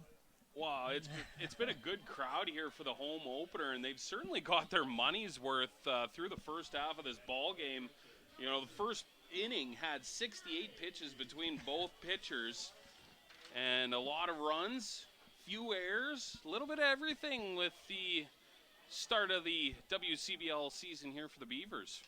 Rob Gurney comes to the plate to lead things off. Fastball heads to the screen from Adam Corte. Just a bit outside side. Tried the corner and missed. Rob hit leadoff at Mayville this year. Swing and a miss. And because you get the courtesy runner. Yeah, makes sense. So, you know, a catcher as like a leadoff guy. Free pinch runner, essentially. Yep. So Hugh Montgomery goes in to run when Rob gets on. So when you look at college catchers, the runs scored never look good. You're looking for RBIs, not runs. Yeah. If they score it, it's because they hit it out. Yeah. Swing and a miss. A big cut there. And Corte, once again, right back to fastball city. 4 straight. Runs a 2-2 count. It's been, his fastball's been very effective for him tonight. And Gurney able to get a piece of that. Looked like he pulled the string on it a bit. Straight change. Yeah, a little bit. Well, not or a bad change idea. of speed on the fastball. Yeah, said it didn't maybe look like a true change. Maybe just taking a little off the fastball, see if you can get Gurney in front of it. But not a bad idea, and obviously good spot low. That one's getting out. That might have been up and out of the zone, but too close to take. But able to fight it off and live to fight another day is the Beavers catcher, Rob Gurney. Well, that's always a good idea as a hitter. If you don't know, don't leave it up to the umpire. See if you can just get a piece of it and get a better pitch here. Do not get rung up looking. And a line drive over short, and Rob Gurney is aboard with a single. A good at bat there. Yeah, very good at bat. So that foul off, gets a good opportunity. Obviously, Corte trying to get it by him, and Gurney getting around on it and puts it out to the outfielder. Gets a man on the bags. So in the shout-out vein, swing and a miss there from Hugh Montgomery. He reached on an error in his first at-bat, 0 for 1. I went to Rob's grad at Mayville, North Dakota, and a late surprise had his parents, Hugh and Marnie, arrive. So I had a little visit with them. So hi to Hugh and Marnie back in Campbell River, British Columbia. So the whole Gurney family watching from across the nation. Unless Hugh's coaching ball tonight. Maybe. Well, it's a good night for it. 0-2. Ground ball. Could be 2. Over to second for 1. To first. Boy, I don't know, but okay. In time. Pretty casual out call there on first base for, I thought, was a much closer play. I thought it was much closer than that. I did a little bit of minor ball umpiring in my high school days, and I just know if I was standing on that chalk line and a play that close, I would have maybe gave a little show to the fans on the punch out. But either way, outs and out, double play, and a bunt here. Weaver's going to beat that. He's got blazing speed. Bunt single. On a nice snag over there at first. Yeah, Yeah. Weaver beat it by a step for sure. And obviously just a good heads-up play. Put it down that third base line and free on base. And that brings up Cramp. So that's what Weaver brings, is that blazing speed. So interesting to see if Avery Kirkup attempts to get him at the scoring position for Jared Cramp with 2 out. First pitch there to him low. So 2 hits in the inning for the Beavers.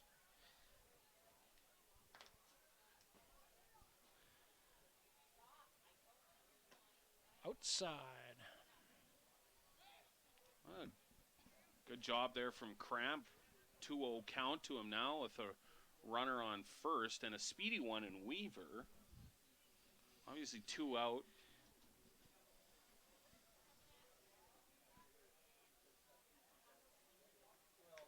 Threw the pitch I expected. And Cramp kind of expected that as well. A good cut there, 2-0, just a little bit over top of it and ends up fouling it off. 2-0, more 2-0-3-1. You're getting dead red. More often than not. Pick-off move. Weaver is back. Not a massive lead for Weaver over there at first, but more or less just keeping him honest. Weaver, in addition to that good speed, a solid defender in the middle infield. That's fouled out of play. Well, I got to give credit to Corte. Go 2-0, and then 2 straight pitches that Cramp able to take swings at. Runs the count now 2-2. He's a good one.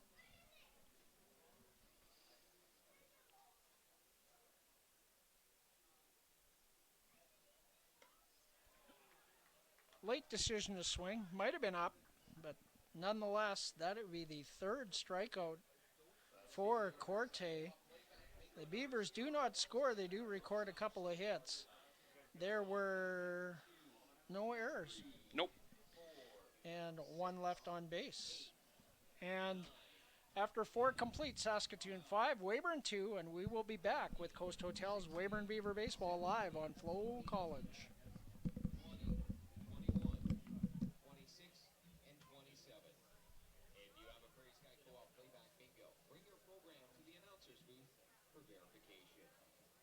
5th inning of tonight's game is brought to you by Vertex Resource Group.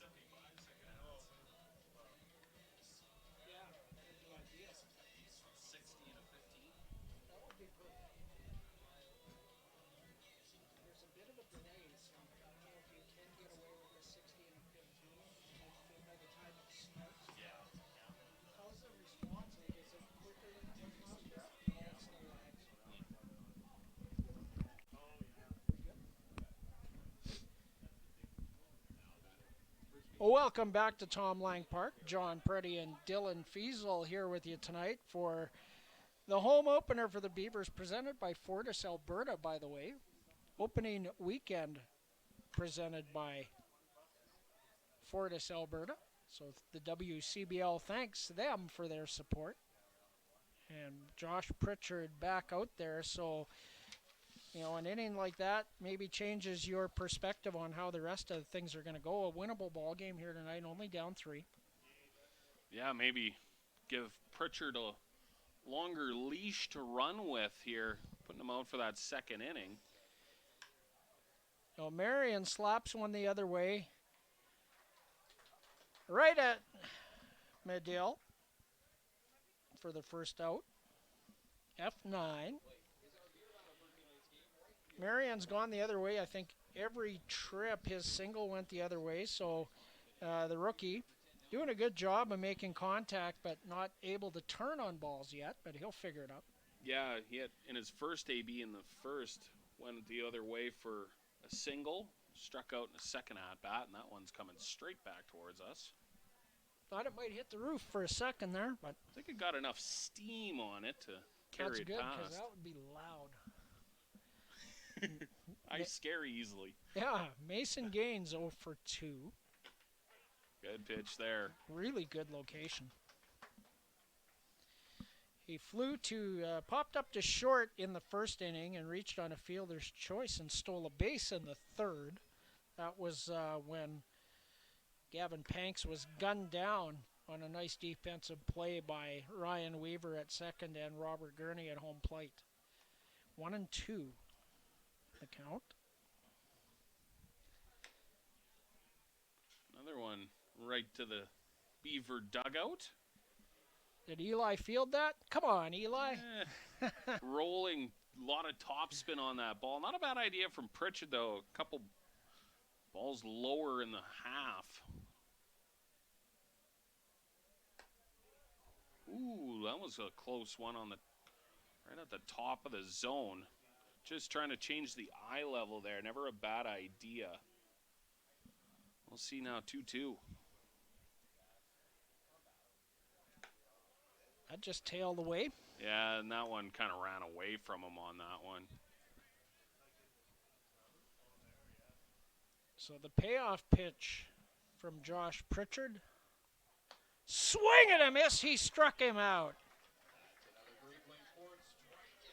On a nice comeback pitch from Pritchard there after that last heater. Kind of missed up and out, and I believe heard some frustration from him. A bit of a yell on the hill, and steps back in, comes back, and blows it right by him for the K. 3 strikeouts, 4 batters faced. Not bad at all. First pitch in the dirt to Nash Nichols. Nichols lined out to short in the second and walked in the third, so he's 0 for 1. That sails high for ball 2. Pritchard working a little faster than Logan Lynch. Lynch very deliberate.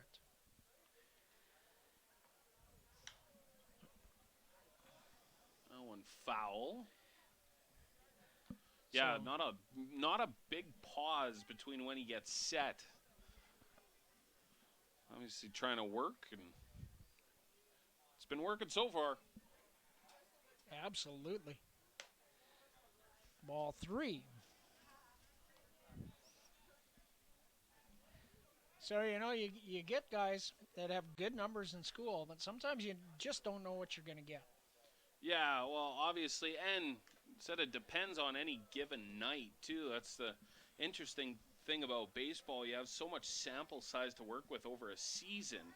Some nights you might go 0 for 3, you might be 3 for 3. You know, some nights on the hill you might have multiple strikeouts. Other nights you can't even get a guy out. But obviously good work for Pritchard. Just the eye test tells you he's been dealing it. A foul ball off of Elmer Jerkovitz, and last year we saw Elmer take a foul ball and he had to leave the game. I think it caught him up in the melon and kind of rung his bell, and that was the night for Elmer. Swing and a miss. He struck him out. Josh Pritchard, 4 strikeouts in 2 innings. No runs, no hits, no errors. Nobody left.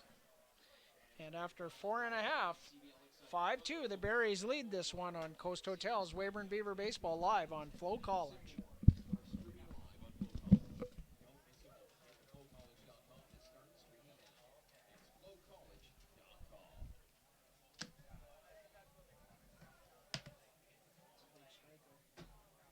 Well, I don't think Pritchard's starting this weekend. I think he's going to go deeper in this one. You got a chance to win this one, or you can't start kicking around. He's going. This is it's open. Well, especially too, like it'd be a different story if Pritchard was like, had like 50-50 there, then you might consider pulling him out. But said 4 and 5 batters struck out. Gotta let him run. Corte's going to be able to go deep. Yeah, he'll go. How many times were they on a chance to win last year was when he was on the ball? They won 10 games. Oh yeah, that's tough. I want to say his ERA was sub 3. Ooh.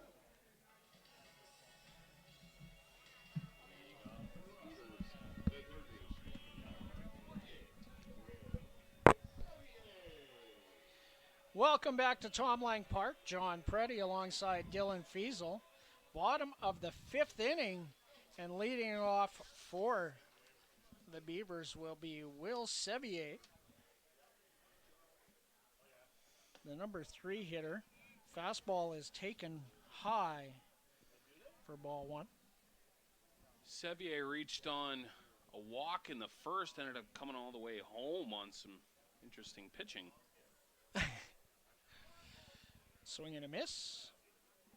1-1. And grounded out in his second at-bat. Braden Mayencourt in the on-deck circle, and Austin Boylan also due up here in the Beaver half of the 5th. Big cut there. Sevier with big hitting numbers and big pitching numbers on the year. I hear he touches the low 90s. I expect to see him throw a lot. So maybe the next Ian Heck here? We'll find out.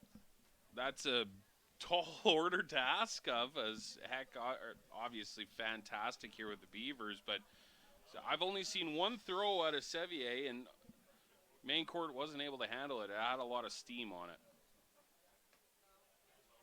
You know, because of where the Beavers were in the standings last year, the league missed a lot of really cool things that Ian Heck did in the last week of the season. He hit 2 home runs in the same inning in Regina.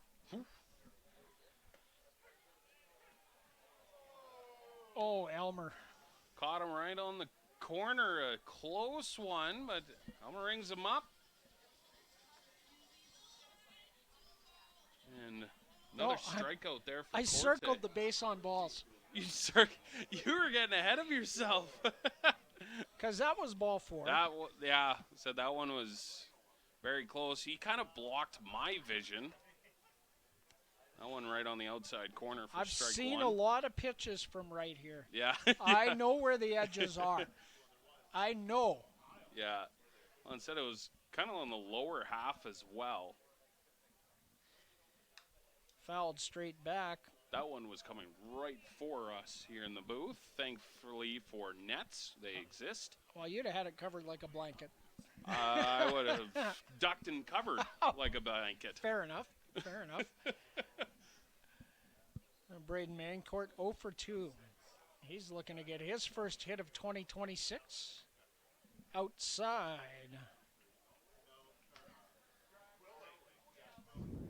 1 ball and 2 strikes.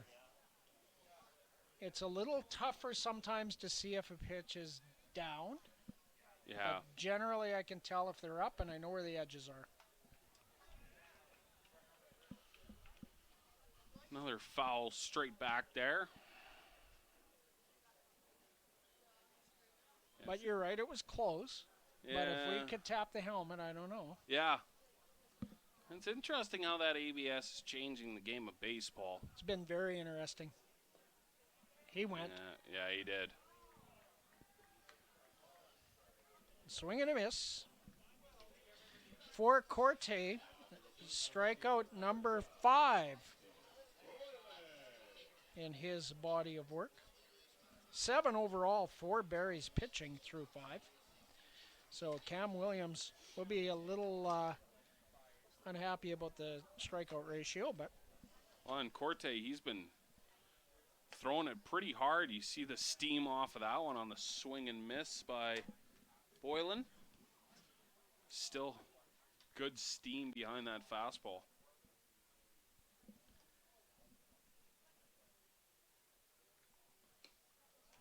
outside 1-1. Anthony Cortese is on deck. Looks like some action there in the Berries pen. Lefty. Also in the Beavers one as well. Swinging and miss there, 1 and 2. So perhaps 2 innings will be the bullpen day for Pritchard and back to the originally scheduled program, it looks like. So for Austin Boylan from Barrie, Ontario. He fouls that away. Still 1 and 2. 5'9", 198-pound freshman at NDSU.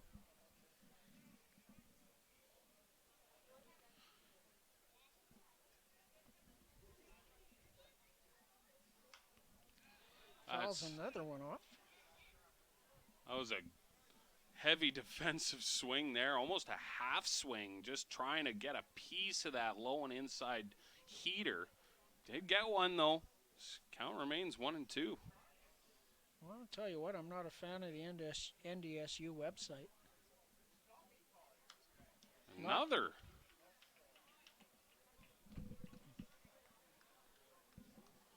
Boylan making Corte work for it. So Boylan participated in the Canadian Futures Showcase game. The Marucci World Series Home Run Derby, the PBR Junior Futures game, was named to the CPBLPG All-Star Game. So some high school accolades for Mr. Austin Boylan. 2 and 2 the count. That on pitch number 6. Yeah, he's had a really good at-bat. He had that blunder, base-running blunder, when he came in relief of Sussex Uphold. The hold back on that one, runs it full. And that's sometimes how it goes. Have to settle into the game a little bit, get some reps, get the cleat sturdy. And often you have guys that are freshmen fouled back, a really good at bat, and the guys in the dugout are really fired up for Yeah, him. you can hear the decibel meter increase ever so slightly over in the Beavers dugout after every foul ball. This has been, no matter what the end result, a great AB. You know, and freshmen often don't get a lot of at bats at school. And that one right on the inside corner rings him up. Strike 3. Another strikeout for Corte, and unfortunate ending there to a great AB from Boylan. 3 straight strikeouts from Corte in that inning. He struck out the side. No runs, no hits, no errors, nobody left. And after 5 complete, Saskatoon 5, Weyburn 2. We'll be right back here on Coast Hotels, Weyburn Beaver Baseball, live on FloCollege.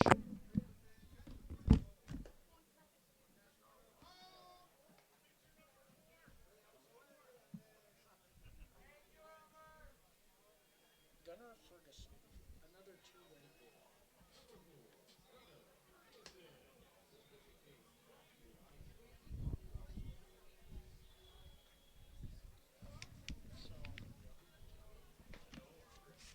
So for Pritchard, faced 5 hitters, recorded 5 outs. 1 2/3 scoreless. It's a good bullpen.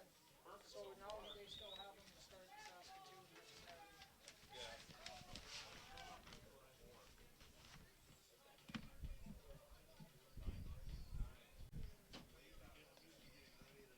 It keeps him fresh and confident.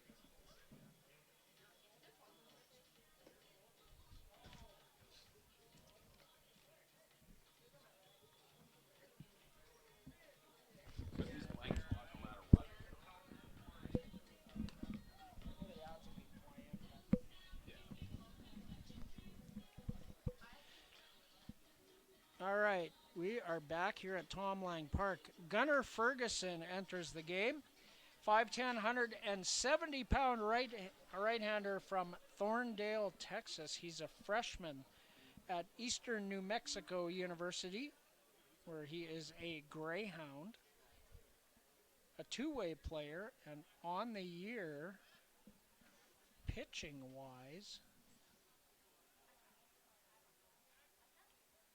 not a whole lot there for him. 1 inning pitched. okay. 4 batters faced and 1 walk and no hits. Well, first pitch there had enough oomph behind it to knock the cap off.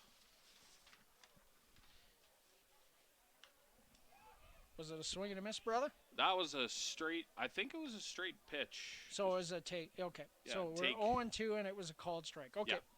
Just looking at the stat sheet, and so not a lot of at-bats for the freshmen, 25 at-bats. Like I say, they don't get to play a lot, but, as longtime Beaver fans would perhaps recall, when Ryan Museler arrived here as a freshman from the University at Jamestown, he had 32 at-bats in his freshman year. He hit $1.25, and he hit over 300 for Division I Ball State this year. Struck him out on a heater. Looking. So a big strikeout there, Gunnar Ferguson.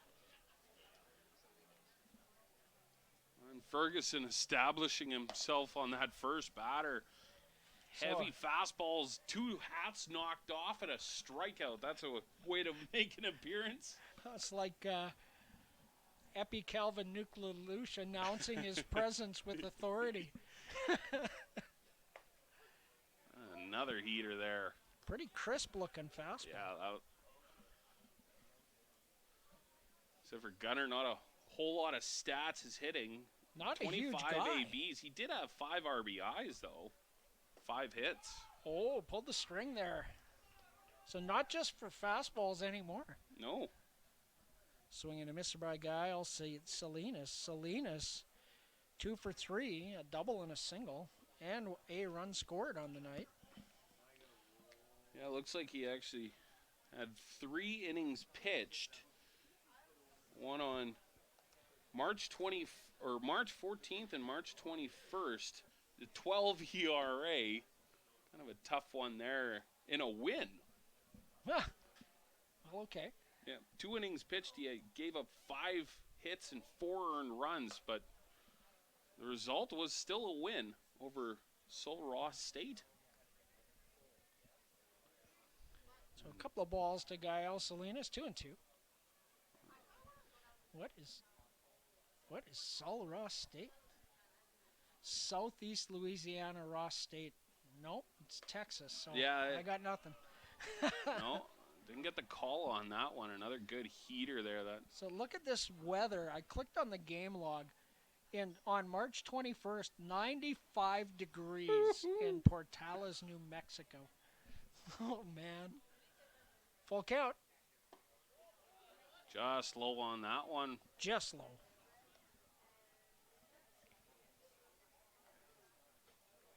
That'll bring up the dangerous Ethan Murdoch, who's 2 RBIs so far in this game.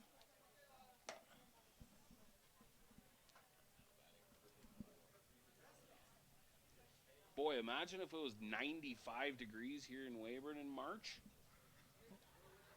That's enough that it was 95 degrees in May today. Yeah, it's true.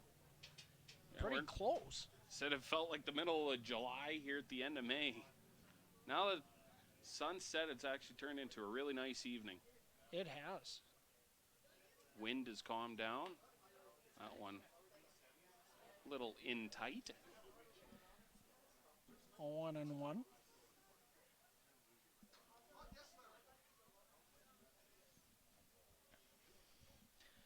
Guile Salinas has got a lot of attention so far from the other hurlers when he's been on base.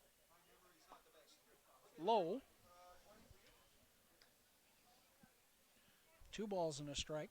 Well, and if Salinas wants to take off, I mean, Gunnar's got a heavy fastball, and Gurney behind the plate Salinas is going to need a pretty good jump.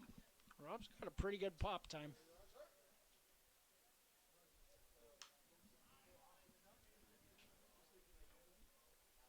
Two and two. Well, it's not a very big body of work so far, but pretty impressed with the stuff of Gunnar Ferguson so far. Yeah, the eye test passes so far. Good heater and not afraid pulling the string every once in a while, catches guys off guard. Oh, almost fooled him with the curveball, but a good piece of hitting by a veteran player. Murdoch able to fight that off and stay alive. And just enough of that one. Gurney unable to catch it. Keeps the count 2-2.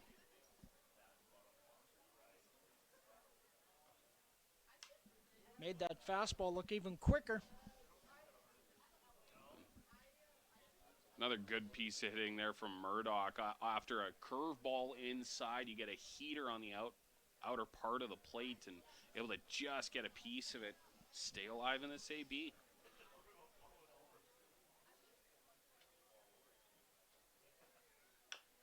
And gets him to roll over on one. It's in foul territory. I think Murdoch's pretty fortunate that spun foul. Well, and Mayencourt charging.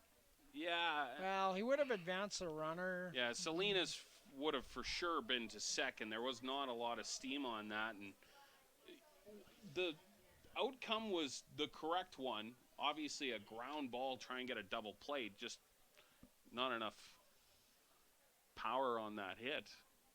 So a good at-bat by Murdoch. I expect nothing less. One of the best in the league. Oh my, he put a charge into that one. Boylan back. And he can't get it. Extra bases. Looked like Boylan had a play. Hard to say with all the mesh between me and him. And Yeah. but unable to come up with it. Yeah, it was a tough play for Boylan running back. Really Murdoch. tough. He put a charge into that. It's still not real dark. The lights are a little difficult at this time of night. And a lot of kids don't play under the lights. No, that's true. Well, instead, that was just a great at-bat from Murdoch, staying with him the whole time. Got that heater, stayed in front of it, pulled it to left field, and gets a double. And with that, Murdoch now a triple away from the cycle.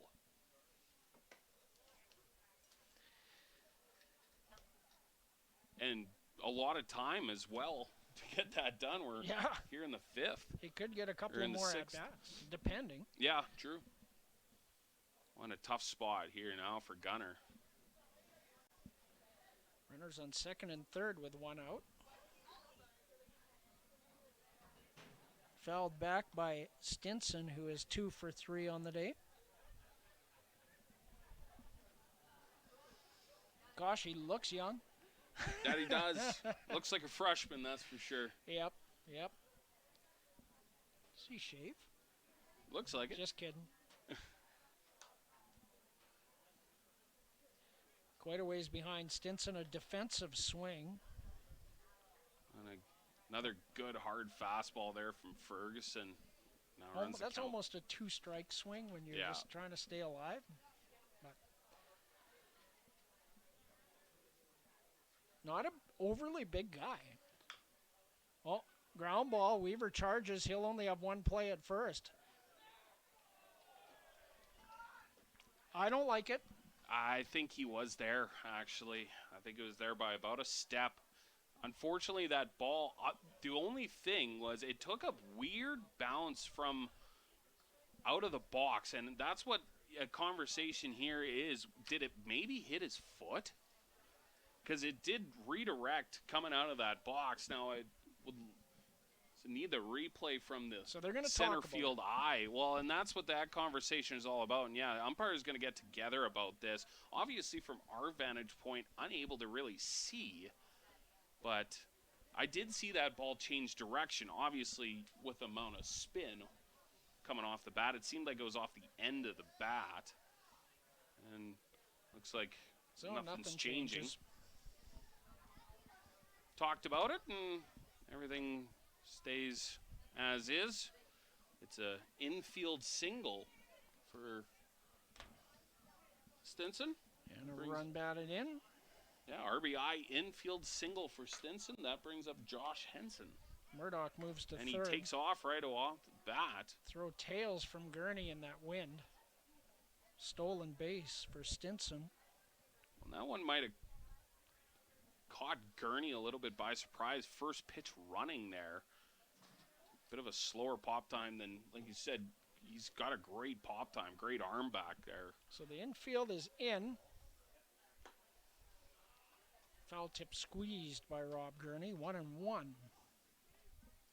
And for Ferguson, obviously, a tough infield RBI single to give up. But now you got to get back to business, which is obviously task at hand. Really good job of Weaver to charge that. Made a nice play. Yeah. Well, it said very close, but off that redirection from the plate, the ball kind of slowed up, hit off the end of the bat, and made a tough play there. So just outside, maybe.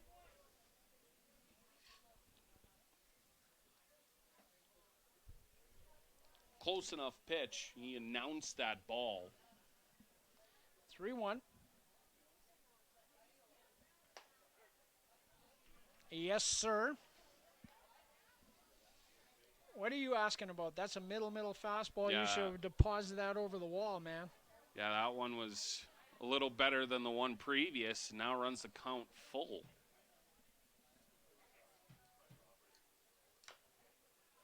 That's tap foul. Yeah, and dead ball. That went off the plate. Went off his foot. Is that what it was? Yeah, that was a it can weird go sound. off the plate. The plate is fair, Oh, okay. but it can't go off him. So that was just a weird sound from here, like Yeah. a thud. Obviously, That was the correct call. well, and kind of I don't know, maybe a defensive type swing, but just got over top of that one. And count remains full.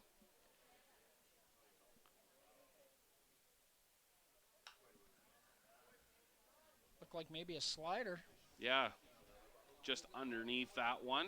High slider at the top of the zone, foul straight back. A lot of pitches in this AB. This is number 8. Full count, 1 out. And that's line to left, and that's going to score at least 1. Hold the runner wisely, as Boylan got to it quickly and made a firm, quick throw to Sevier. And a good hold there at third. 1 out. Might as well not take the risk. Well, and try, an outfield assist like that might be enough to flip momentum back in the Beavers' favor. Yeah. You don't need to run yourself out of the inning. No. You have 1 out, a runner on third base. Now, runners on the corners, and they're going to talk about what's going to happen. Obviously, could see a steal from first opportunity with 1 out. The wind's tough. It's tough to throw into that wind. It's a crosswind. You saw it on that previous attempt, so the double steal could be on. Good speed from Stinson at third base. Popped up. It's going to be in foul territory. Sevier gives chase, makes a nice play. The runner tags, and Sevier alertly looks back in. That's a beautiful play there from Sevier in foul territory. From looking behind him, able to make the catch, and a big out now, 2 out. Now you just focus on the batter. So good job by Sevier. I mean, clearly a play you have to make for your pitcher. Not an easy play in this wind. No.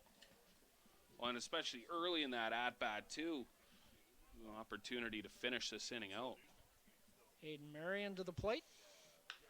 And a ground ball to Weaver. He picks it up, flips to second in time. Little bobble, but had lots of time. So Marion into the inning-ending field choice retires Henson 6-4 at second. 4-6. I wrote 4-6. You did? I wrote 4-6. Second is short for those who don't follow the numbers, but either way, it's a ground out, and Beavers get out of a jam in that one. 2 runs on 3 hits. There were no Weyburn errors and 1 runner left on third base. So 7-2, the Berries lead this one after 5.5, and we'll be back with the bottom of the 6th when we return here on Coast Hotel's Weyburn Beaver Baseball live on FloCollege.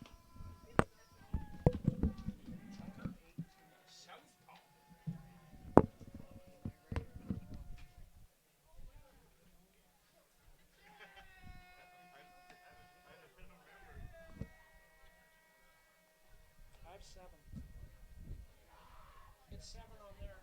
It's 7. Oh, that's right.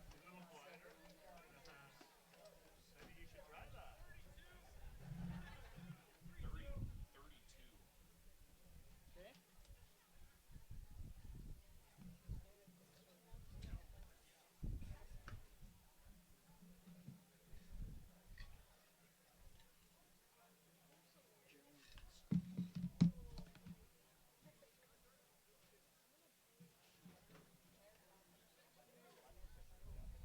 Now pitching for the Saskatoon Berries, number 32, Brooks Jones.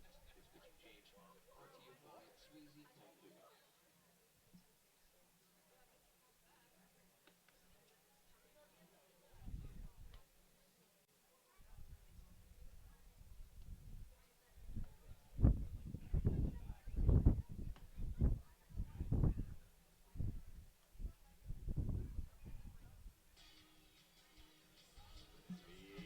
The designated hitter, number 33, Anthony Cortez.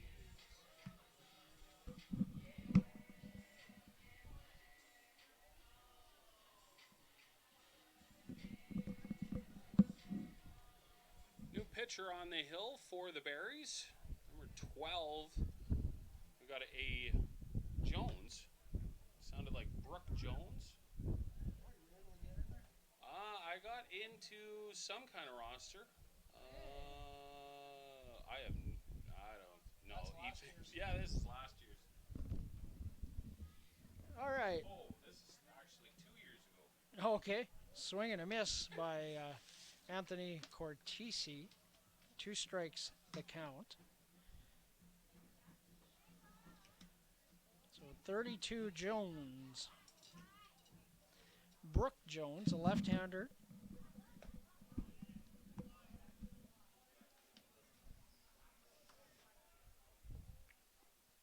We're trying to dig up some info. Yeah.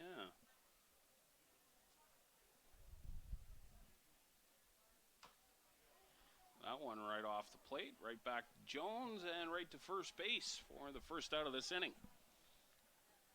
Looks like it might be Brooks Jones. Brooks. Okay, we were close. Hutchinson Community College. So Cortese is retired 1-3 on the flip to first base. 6'3", 200-pound left-hander out of Lawrence, Kansas. Hutchinson, a good JUCO. Joe Maddle will be the hitter. He walked in the first inning and popped up to short. 0 for 1. The freshman at Cochise College. Rob Gurney on deck. Fastball misses outside from Brooks Jones. Kind of a tough outing for Jones. Only 3 games started, 17 and a third inning, 8.83 ERA. They get 23 strikeouts, so pretty good strikeout rate over those innings, but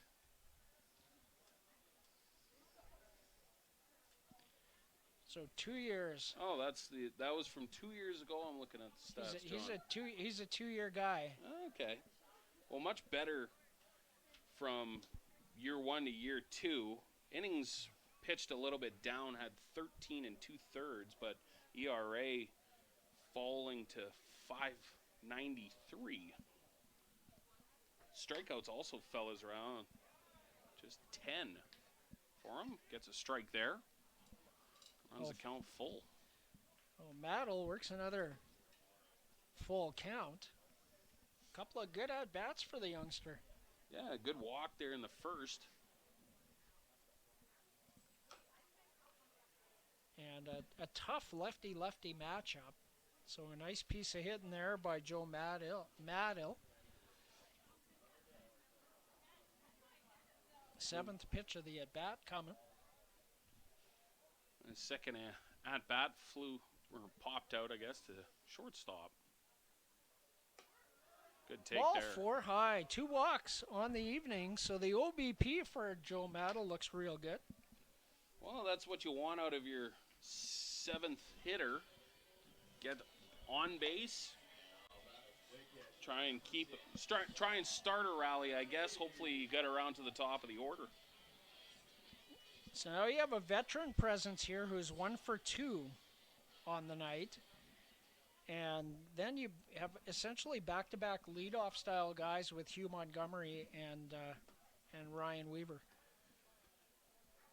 So a called strike on the outside edge. 0-1. One for the Beavers, especially after giving up 2 in the top half of this inning. Really got to make hay while the sun isn't shining anymore. But The lights are. the lights are shining, and I said eventually these at-bats will start to run out. Down Well, 5. Yeah, you just gotta pick away at this. If you can get 1 or 2 here and get yourself in reach. Big cut there. Rob Gurney trying to tighten the gap in one swing of the bat. Yeah. Said it looked like he was kind of expecting maybe that fastball, but maybe didn't expect the speed on it. Still a little behind. A nice defensive swing there to stay alive. And Looked like that might have caught the outside edge. Way too close to take. yeah, it might have been a little high, but said obviously Gurney, a veteran, respected that fastball that he missed on. Ends up getting a piece of that one, keeps the bat alive. And same thing there, foul off. Looked like that was kind of a breaking ball on the outside portion, maybe trying to get him to chase that one, at least close enough for him to get a piece of. Hugh Montgomery on deck.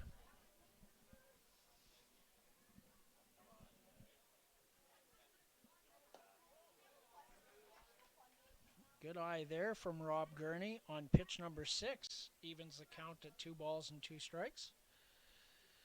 You see him working those batting gloves, Lisa. You're going to need some sewing again. Lisa's fixed Rob's batting gloves more times than I can count. Swing and a miss at a high fastball. Yeah, a tough one there from Gurney. A pitch earlier in the at-bat, he fouled off, but that one he was kind of defensive, just trying to do the same thing, foul it off, and ended up swinging through it. Strikeout there for the southpaw. So infield back here for Hugh Montgomery. Good speed has Hugh. Maddle goes swing and a miss, throw down. Joe Maddle has his first WCBL stolen base. Don't know if maybe that was a hit and run situation with 2 out or just first pitch swinging on that, but Maddle first pitch running, trying to get him into scoring position. Could be Montgomery just swinging through to protect the runner, forcing the catcher to stay down. That too. High fastball at same location that Rob Gurney chased. Yeah, good heat out of the left-hander Jones. Yeah, it was pretty crisp. 2 strikes the count on 2 swinging strikes. Ryan Weaver on deck. Oh, Good snag there. I don't know that he knew he had it. That was a heck of a play by Gavin Panks. Wow. Yeah, that was, well, and a big one too, especially with runner on second. You know, it's 2 out. The focus is on the batter. And a line drive right at the second baseman, Salinas, and he makes the play. A line out from Hugh Montgomery to end the threat. No runs, no hits, no errors, one left on base in scoring position. So after 6 complete, Saskatoon 7, Weyburn 2. We'll be back with the 7th inning when we return here on Coast Hotels. Weyburn Beaver Baseball live on FloCollege. On opening night, presented by Fortis, Alberta. 21, 22, 25, 26, and 27. If you have a Prairie Sky Co-op playback bingo, bring your programs to the announcer's booth for verification. Point streak is always good for if point streaks start working.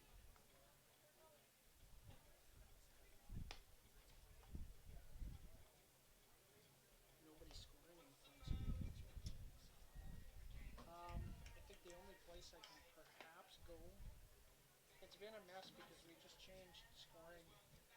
Like this is our new scoring tool, but I haven't even been able to find the league in here. Like I should be able to find Beavs Yeah.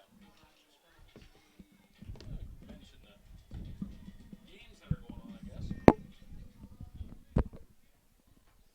Go ahead. All right. We're going to take a look at, we're kind of between scoring apps, so we don't really have an adequate out-of-town scoreboard for you, but there are 5 games in the league tonight. Yeah, maybe not a scoreboard, but at least a schedule anyway. The Regina Red Sox taking on the road over to Medicine Hat. Got the Moose Jaw Miller Express as that one goes foul. Everybody ducks for cover. Moose Jaw Miller Express, not a far road trip from them, heading to Swift Current to take on the 57s. Got the Okotoks Dogs on the road, taking on the Sylvan Lake Gulls. And finally, the Lethbridge Bulls, I believe, if I'm not That is correct. welcoming in Brooks into town for a Southern Alberta matchup. So 10 of 12 teams in action on opening night, presented by Fortis, Alberta. Hard ground ball past a diving Ryan Weaver. Leadoff single for Mason Gaines, his first base hit of the evening. Yeah, only 2 teams not in action. Northern Alberta, Energy City Cactus Rats and the Fort McMurray Giants. Medicine Hat Mavericks welcoming in China Red Sox. Obviously, what a year last year for the Red Sox. That was something.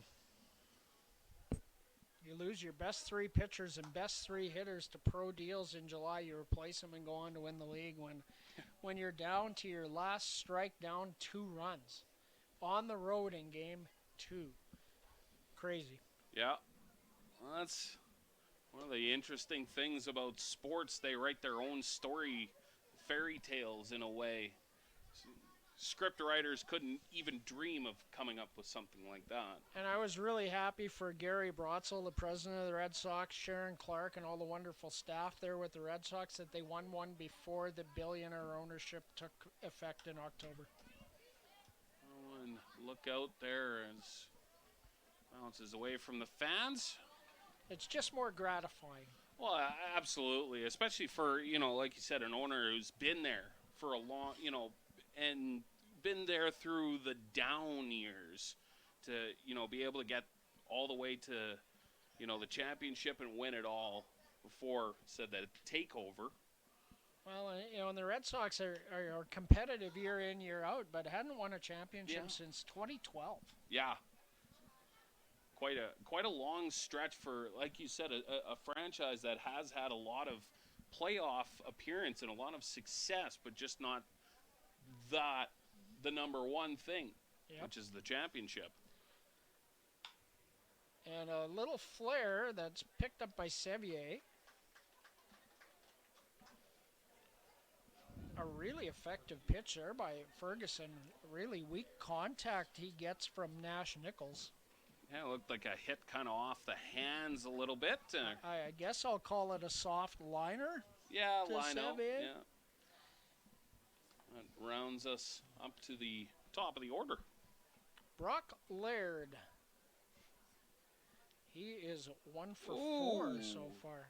Close pickoff play there at first. I believe that was Gaines that was getting pretty good jump at first. Obviously with 1 out, maybe trying to put himself in a scoring position.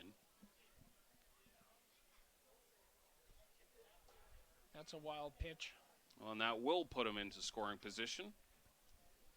That bounced and skipped. Yeah. Well, it bounced off the pole right behind home plate here and kind of took a bit of a run, but right through the wickets there of Gurney. Looked like it. Looked like a lot of spin, a slider or something that he spiked there. Another lefty warming in the pen for the Berries.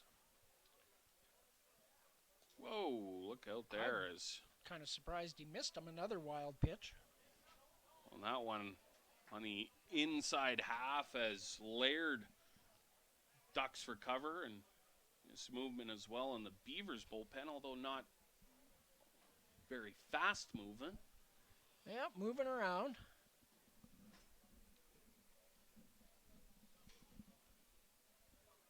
"2-0 the count. 7-2 Berries lead. One Fastball down. looked close but down. 3-0. Was over the inside edge. No, I looked down. It was down. Yeah. On tough now, 3-0 count.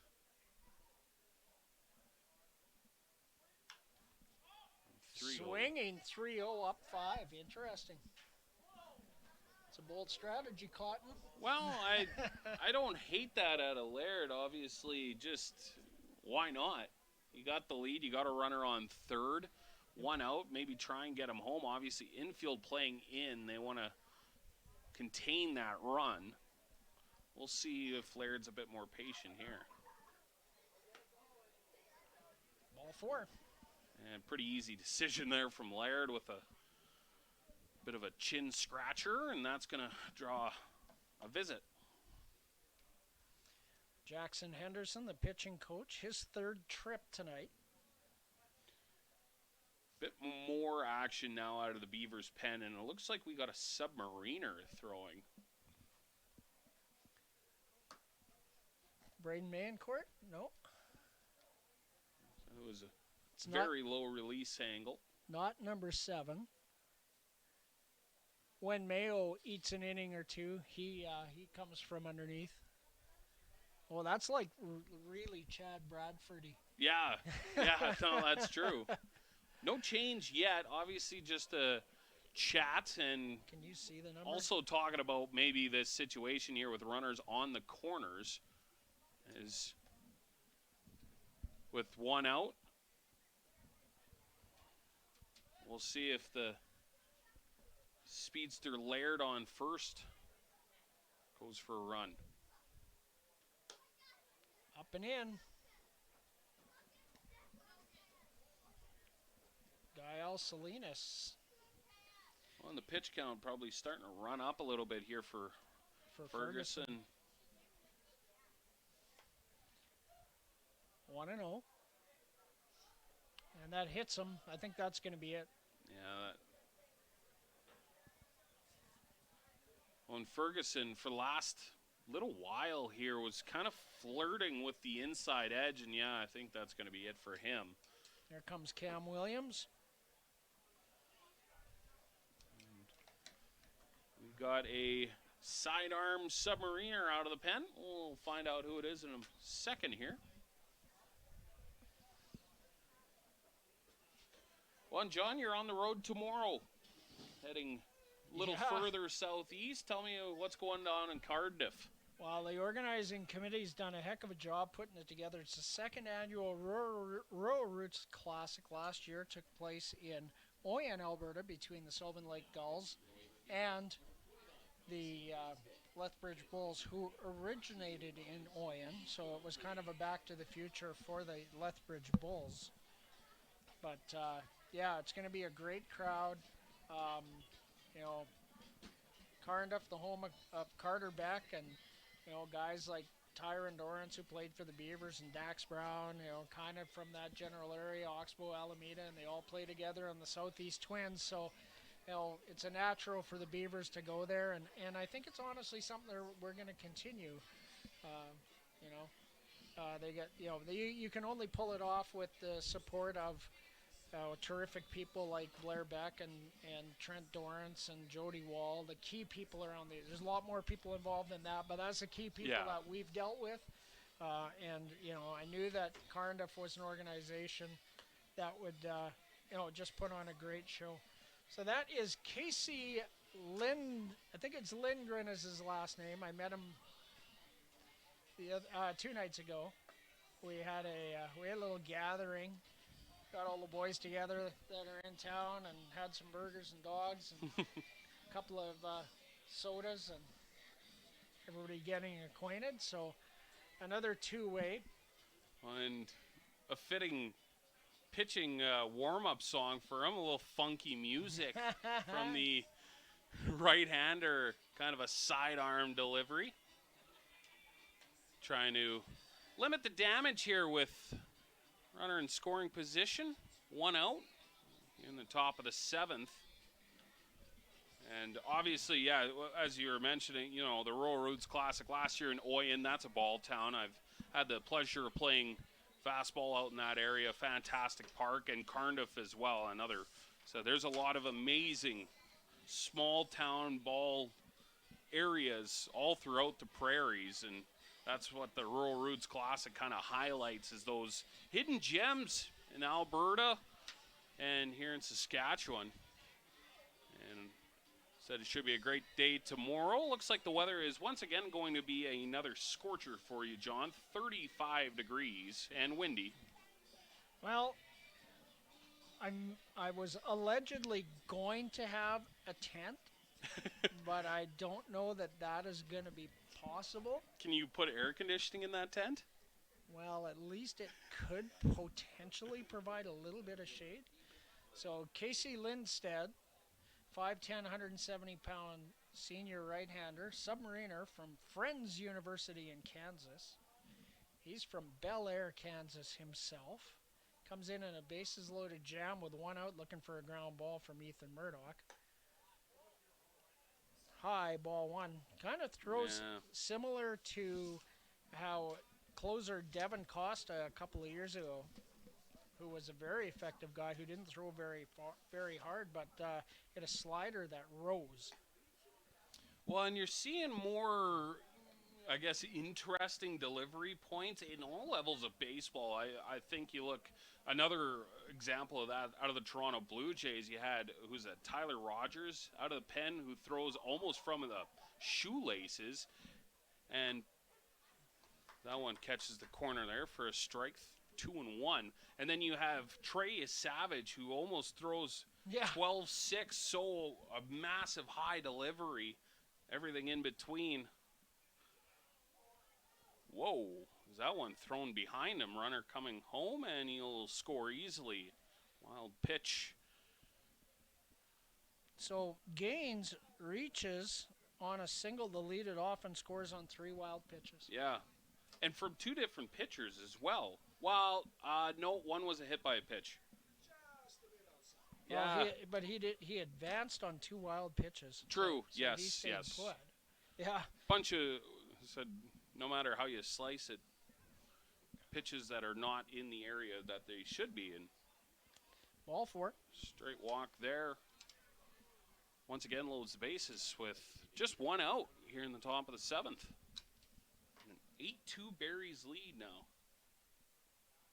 Not showing any stats on the Friends University Falcons website. Just a friendly name. Yes. The Friends Falcons. Even the mascot is friendly. That's a friendly looking falcon. I kind of want to visit this university. Off the fists and towards the Berries dugout. Well, and for a lefty, that must look like it's coming in at you. It's got to be a tough pitch to hit. Yeah, I mean, it's highly effective if you get it in the zone. Ground ball. And Lindstedt can't field it, and no play for Sevier. That's going to be, I would have to give it an E1. Yeah, said it just a bouncing ground ball for Lindstedt and unable to field it cleanly, and bounces to shortstop, unable to make the play, obviously not nearly enough time, and E1 brings in a run, makes it 9-2. Wild pitch there was going to bring in another run, and the Berries now have double digits. I got write a lot of WPs here, so thanks for carrying the mail while No catching problem. up the No problem. scorecard here. So That's that's been another, all that's been happening so far in this inning. It's kind of ran away from the Beavers, and it was a little unfortunate too, because it was a really good game throughout the heart of this one. You know, a 5-2 lead for the Berries, and now a 10-2, kind of turning into a rout, and a single here might drive in two. They're sending him, and throw not there. That will clear the runners in scoring position, and now a double-digit lead for the Berries, as that makes it 12-2. Two-run single off the bat of Josh Henson, his third RBIs tonight. And it's a very tough outing here for Mr. Lindstedt. A couple wild pitches and a 2 RBI single.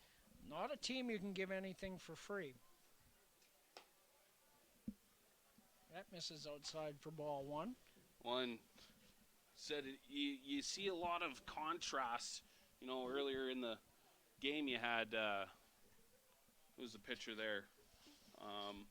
Pritchard retire everybody in order. Yeah.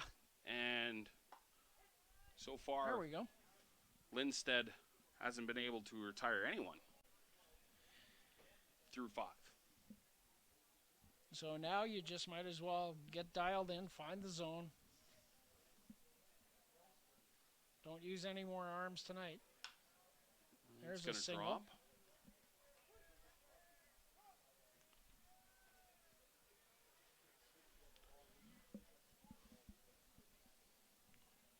So And the crowd. Panks with a base hit.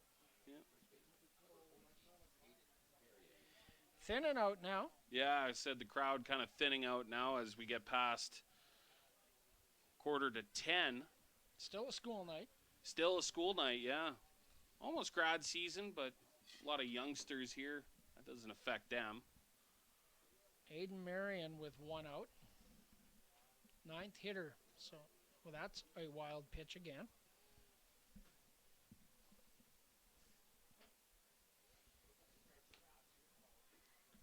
One for the Beavers. I think they're starting to run low on visits, if I'm not mistaken. I think they've used 3 out of 5.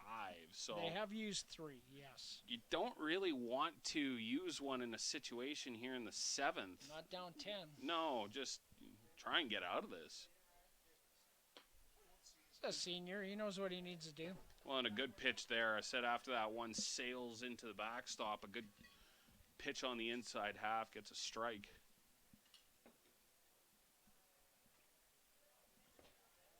That one in the dirt. 2-1. Another Kansas pitcher. You'd mentioned Pritchard before, I believe was from Kansas, if I'm not mistaken. He attended a Wisconsin Superior, the native Okay. of Surrey, BC.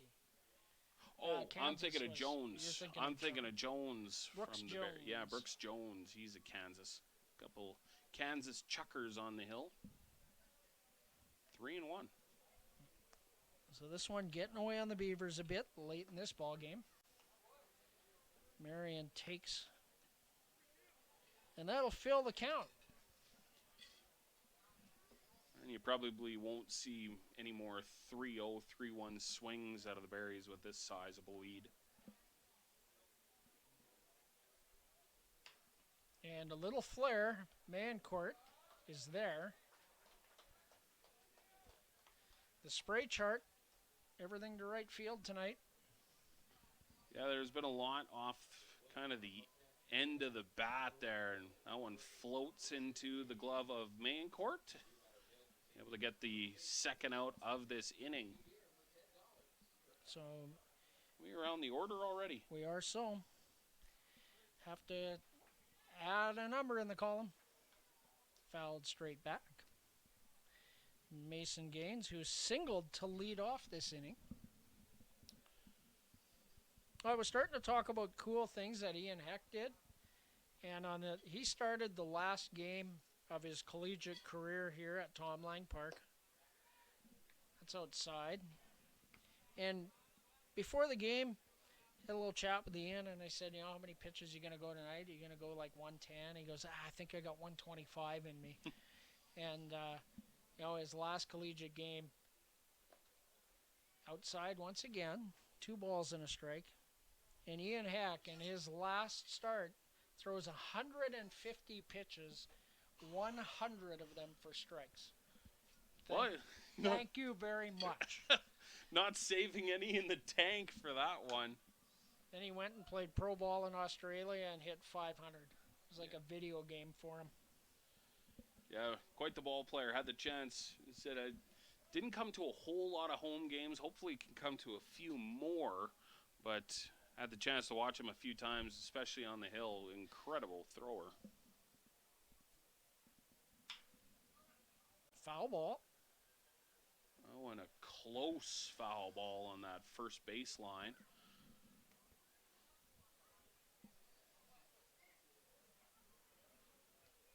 I'm going to take a look at the schedule here. Is it a 3-game series against the Berries or 4?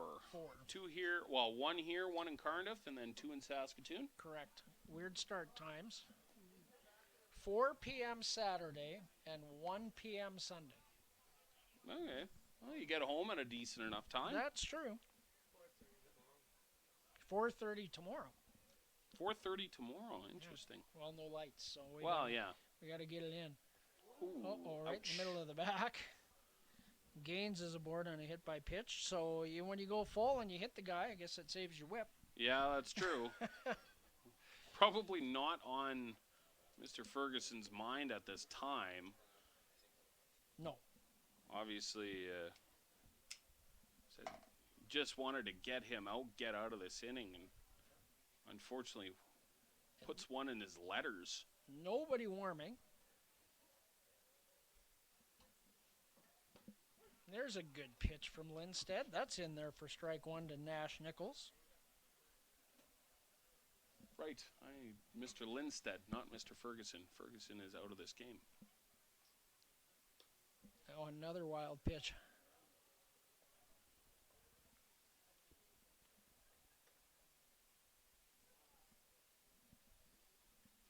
Yeah, tough outing here for Lindstedt. As now you kind of felt like you're almost hung out to dry in this sense. My poor scorecard has so many WPs on it. Well, and it was a full game throughout. I mean, the first inning, all the way back at 7 p.m., only 3 hours ago, kind of felt like forever ago.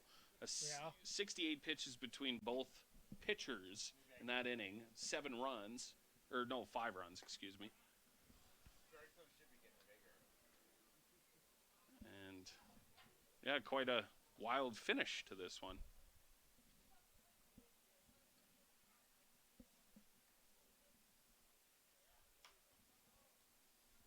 That's fouled back to the screen. 2 balls, 2 strikes. Brock Laird, the leadoff hitter, is in the on-deck circle.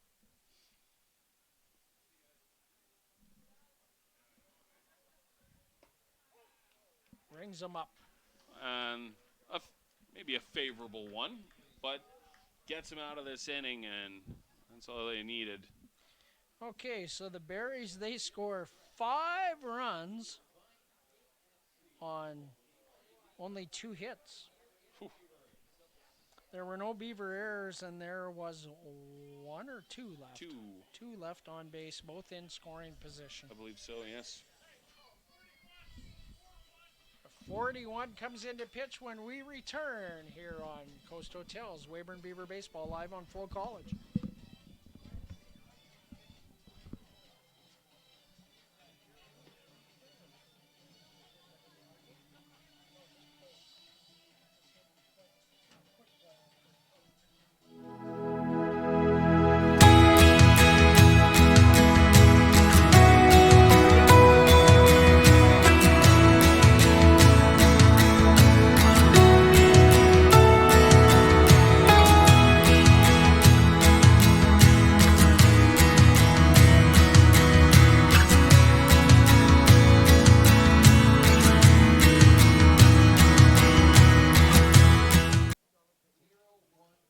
For over a century, we've been more than just lawyers. We're your neighbors, your friends, and your strongest advocates. With 15 locations across the prairies, we're everywhere you are. Stringham, your local lawyers. Wrench.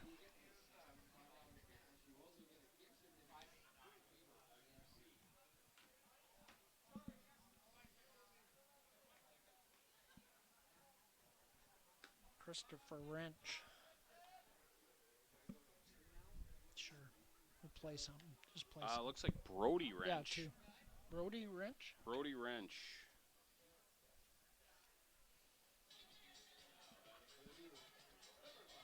For over a century, we've University of Mary product. Ah, Mr. Brody Wrench in the game, chucking Southpaw, University of Mary. located in Bismarck, North Dakota. He'll face Ryan Weaver, and it seems like forever since a Beaver has stepped in the batting box. A Saskatchewan product. NB Comprehensive. High North school. Battleford. North Battleford. A northern product. Swing and a miss, and an inside fastball from Brody Wrench. And a heavy fastball at that one as well. Blew right by him.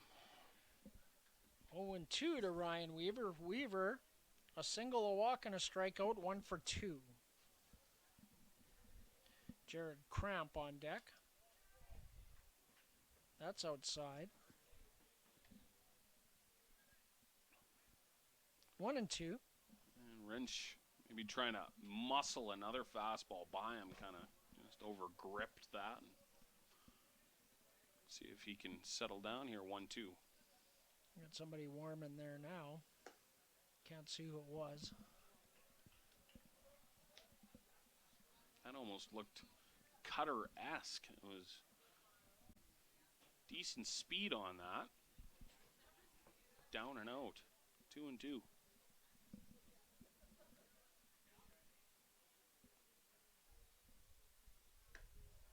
Outside. Full count. So after the series here against the Berries, what's next for the Beavers? A well-deserved off day, and then back-to-back trips to Moose Jaw, and then Swift Current on the 2nd, 3rd, and 4th because of the oil show. And then a home game against the Regina Red Sox back here on Friday, June the 5th. Swing and a miss, he struck him out.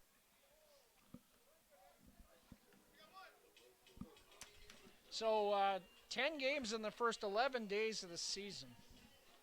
Yeah. I'll have to take a look at the schedule to see when the Beavers go on their first long road trip out to the great province of Alberta. But End obviously of a lot of June. End of June. So I have the time booked off work. The Beavers start the road trip in Saskatoon, and then will overnight and proceed to Fort McMurray for a pair, into Edmonton for a pair with the Cactus Rats in Spruce Grove, and then 2 in Sylvan, and then they're going to hit Med Hat on the way home. that is a road trip. It is a road trip. 1-1 the count to Jared Cramp. Will Sevier on deck. 13-2 Barry's lead.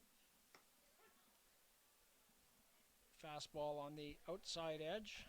You marry a Division II school, so a little.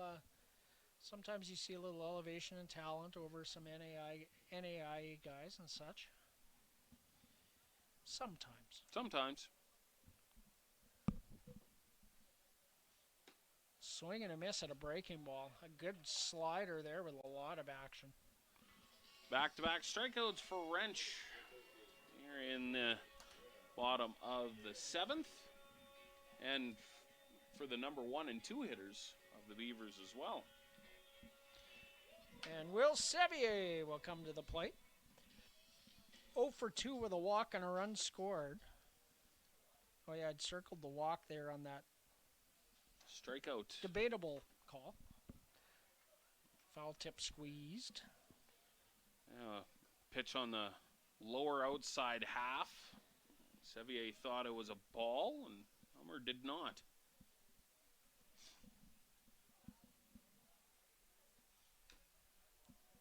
That slider really breaks.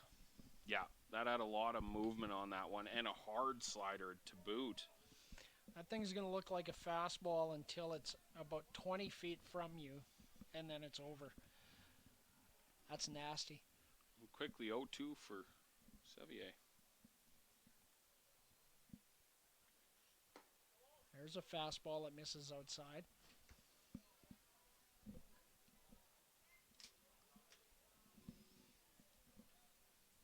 So now it sets you up. You throw a fastball out in that. You throw a slider that looks like it's in that location, and it's in the zone. Ooh, that just missed. Yeah, it looks like That maybe looked close. just low on that one. But Sevier, good patience, running 0-2 to a 2-2. Veteran guy. Braden Mayencourt on deck. Swing and a miss. Wrench strikes out the side. No runs, no hits, no errors, nobody left. And we'll be back with the 8th inning when we return here on Coast Hotel's Weyburn Beaver Baseball live on FloCollege. For more than 25 years, we've been there, helping Canadians find the extra space they need to grow and to create new memories. Access Storage. Buy Canadian, store Canadian.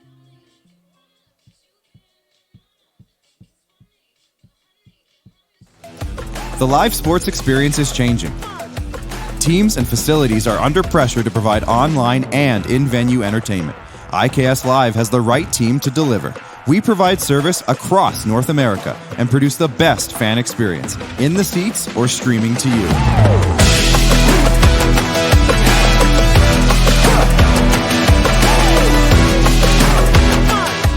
IKS Live continues to bring you the best seat in the house.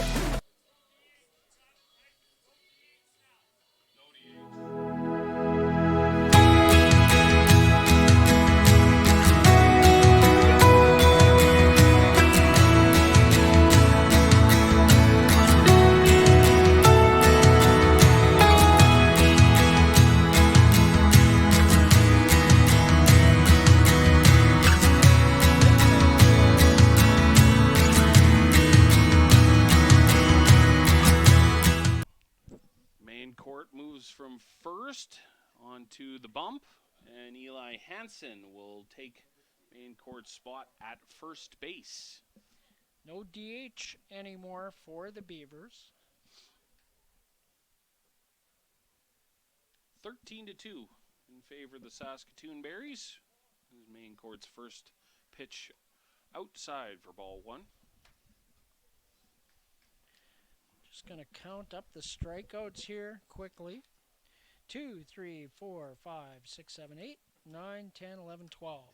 12 strikeouts for Barry's pitching. Struck out the side twice in the game. And dirty dozen for the Berries. Pretty good pitching. Only 2 runs allowed, and both of those in the first inning. Other than that, it's been nothing but blanks for the Beavers.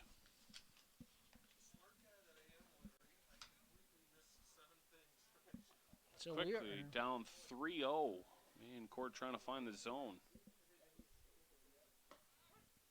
How's it there? Laird's had a pretty solid night. A couple of runs scored. He's actually 1 for 3 with a double and 2 runs scored and a walk. It's fouled away. Mayo battling back. No longer the Submariner. No. A normal arm slot now. And it's a good job at least battling back to a full count.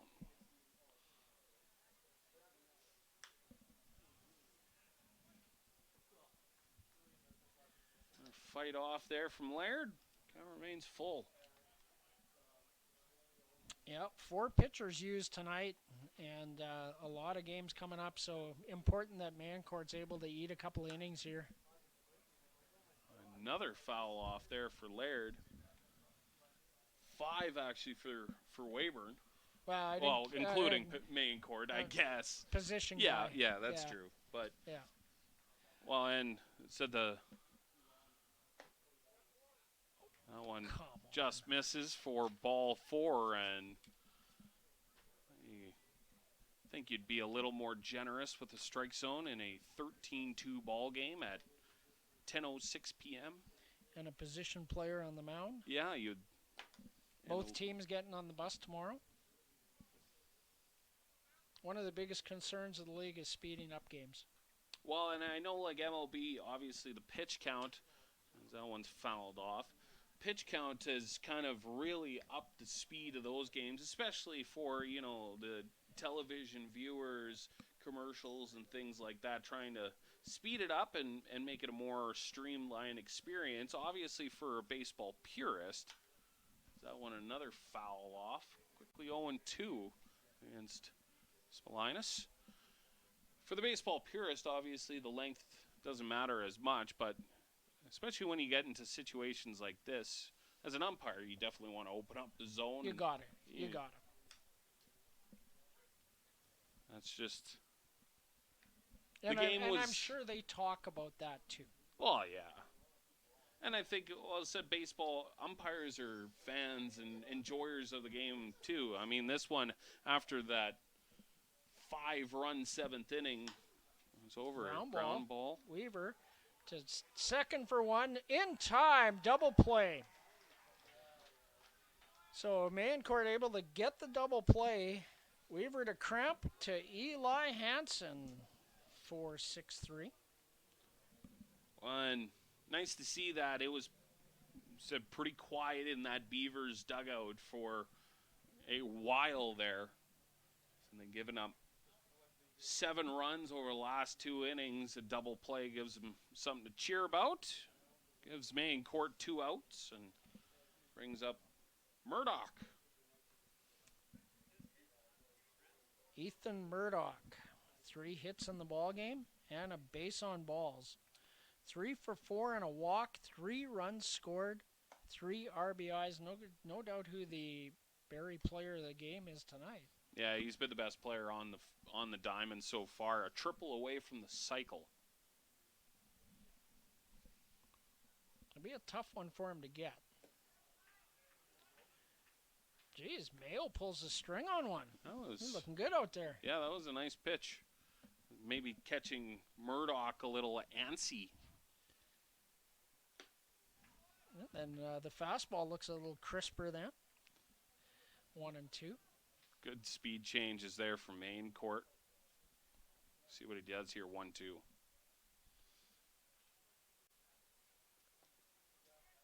He spikes one.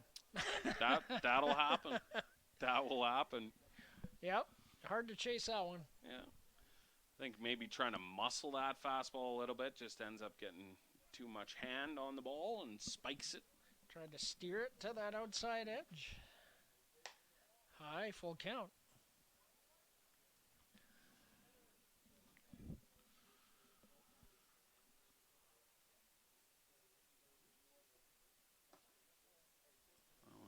Just outside walks Murdoch. And that's going to bring up the designated hitter, Nick Stinson. 2 runs in for him tonight.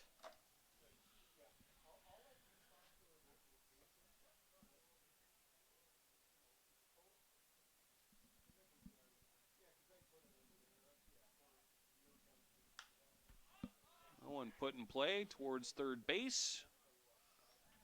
And able to make the pay. Sevier makes the catch.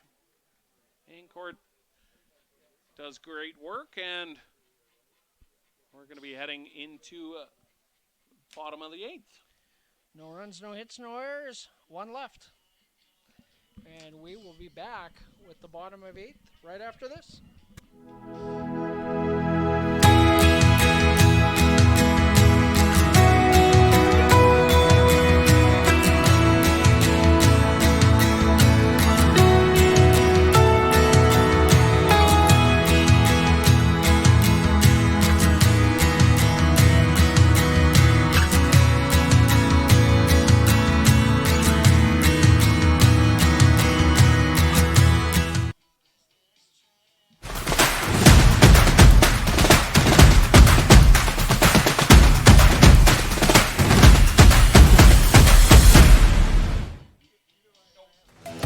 The live sports experience is changing.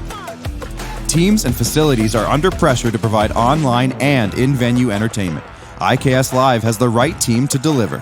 We provide service across North America and produce the best fan experience, in the seats or streaming to you.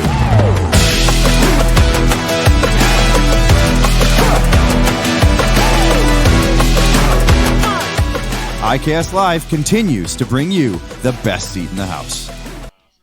Hey baseball fans, make sure to stay up to date with your favorite teams across the league by subscribing to the WCBL YouTube channel right now. We have tons of free coverage for you over there, including daily highlights, full archive game broadcasts, daily game day previews, plus the WCBL report with myself and Joe McFarland every Wednesday. It's all in one spot, the WCBL YouTube channel. Subscribe today.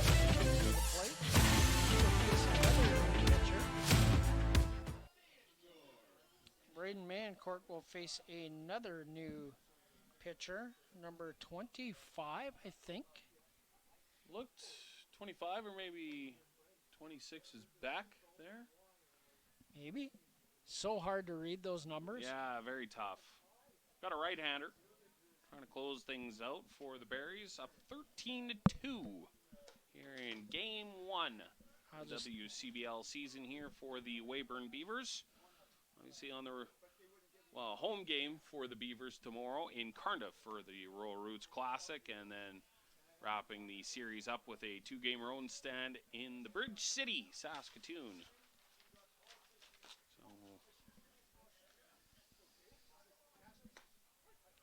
Mayo stays in batting in that spot.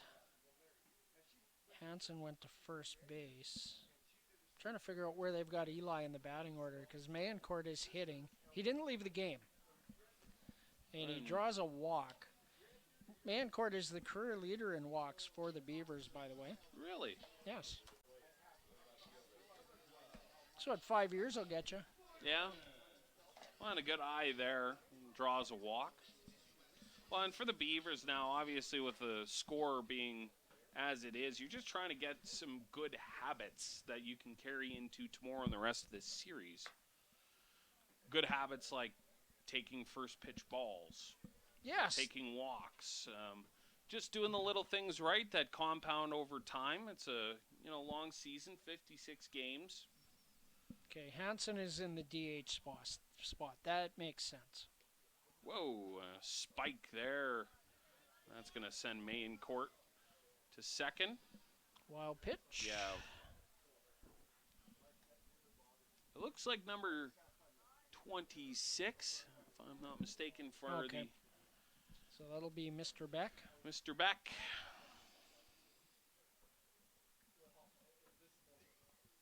Two balls the count. Scorcher towards the deck here at Tom Lang Park. Got to be alert, just like hockey. Yep. Balls leave the playing surface in a hurry. 2 balls, 1 strike. High, ball 3. Eli Hansen will hit for Anthony Cortese. In the place of. I guess he did replace Cortese, but went to first base. And back-to-back walks for the Beavers. And I think this is Eli. So Eli Hansen in the bat for Cortese. Back-to-back walks for the Beavers. Runners on first and second, none out here in the bottom of the 8th. So and obviously Carter Beck, Cardiff native. Had the chance to meet some Becks today. I work for the radio station here in Weyburn. Beck family south of Milestone. 5-generation farmers of both grain and cattle farm. Real salt of the earth people. Love to see it. That one sails inside for ball 2. So Eli, he got in 6 games as an AP at the end of the season. 5 hits and 16 trips for a .313 batting average. 4 runs batted in. Not bad in 16 appearances. 3 balls, no strikes. I love it. The dugout. Green light, green yeah. light. Well, we need base runners. We're down 11. We need Well, a lot and of base Hansen runners. kind of said in that showing, taking the whole way in the bench. Kind of letting him know about that one. Said Hansen, obviously those 4 RBIs. He also had 5 strikeouts in those 16. So hits that one towards the Berries dugout. And that will move the count to full. So a 4-pitch walk to Mancourt, a 5-pitch walk to Boylan, and a full count here to Eli Hansen with nobody out. Swing and a miss. He struck him out. And a tough cut there for Hansen. Way behind on that fastball. Just trying to get a piece of it and misses completely. I'll bring up the left fielder, Joe Medill. 2 walks on the evening for Joe. 0 for 1. Inside, ball 1. Want to walk, not a bad situation here if he can draw in a third. Bring some speed in Montgomery, maybe a bunt suicide squeeze situation. Gurney on deck. Oh, it's Gurney on deck. I guess, yeah, I forgot now. Oh, yeah, Gurney's in the 8th. Yep, Montgomery, the 9-hitter. Well, you bring up a veteran in Gurney in a bases loaded situation.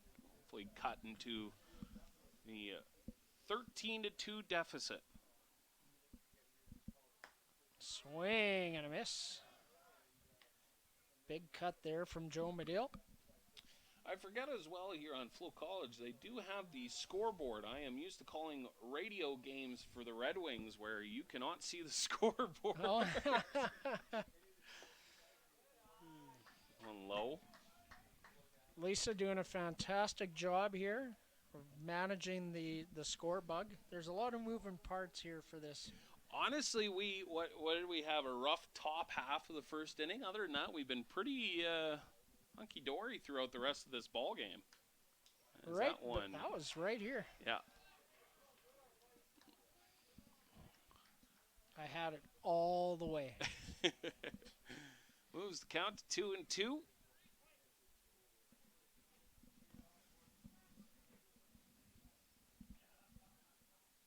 So a big 6-run 7th. Fight off there from Medill. As on only 2 hits. Yeah. Well, it's at a very weird 6th and 7th inning. 7 runs over that on not a lot of hits. Walks, beanballs, wild pitches. Tough outing. Berries 3 in the top of the first. The Beavers 2 in the bottom of the first and haven't scored since as Medill goes down swinging for the second out of the 8th inning. Bottom of the 8th. Rob Gurney with a pair aboard. 1 for 3 so far on the evening.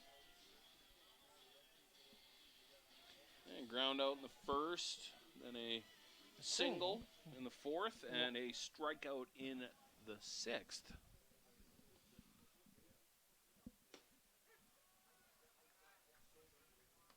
Called strike.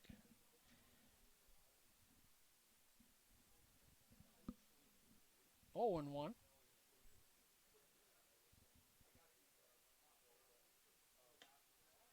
That misses outside. Trying to hit the same spot. Yeah.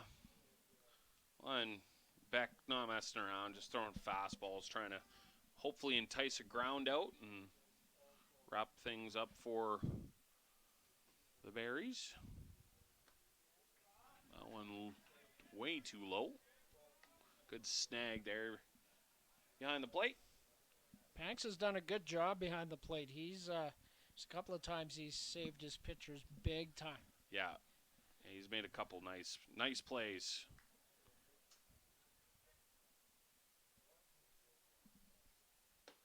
High ball 3. Tried framing that one into the zone. Elmer not fooled. Nobody has a better eye at the plate than catchers. Yeah. They know the zone. Foul towards the Berries dugout. Full count.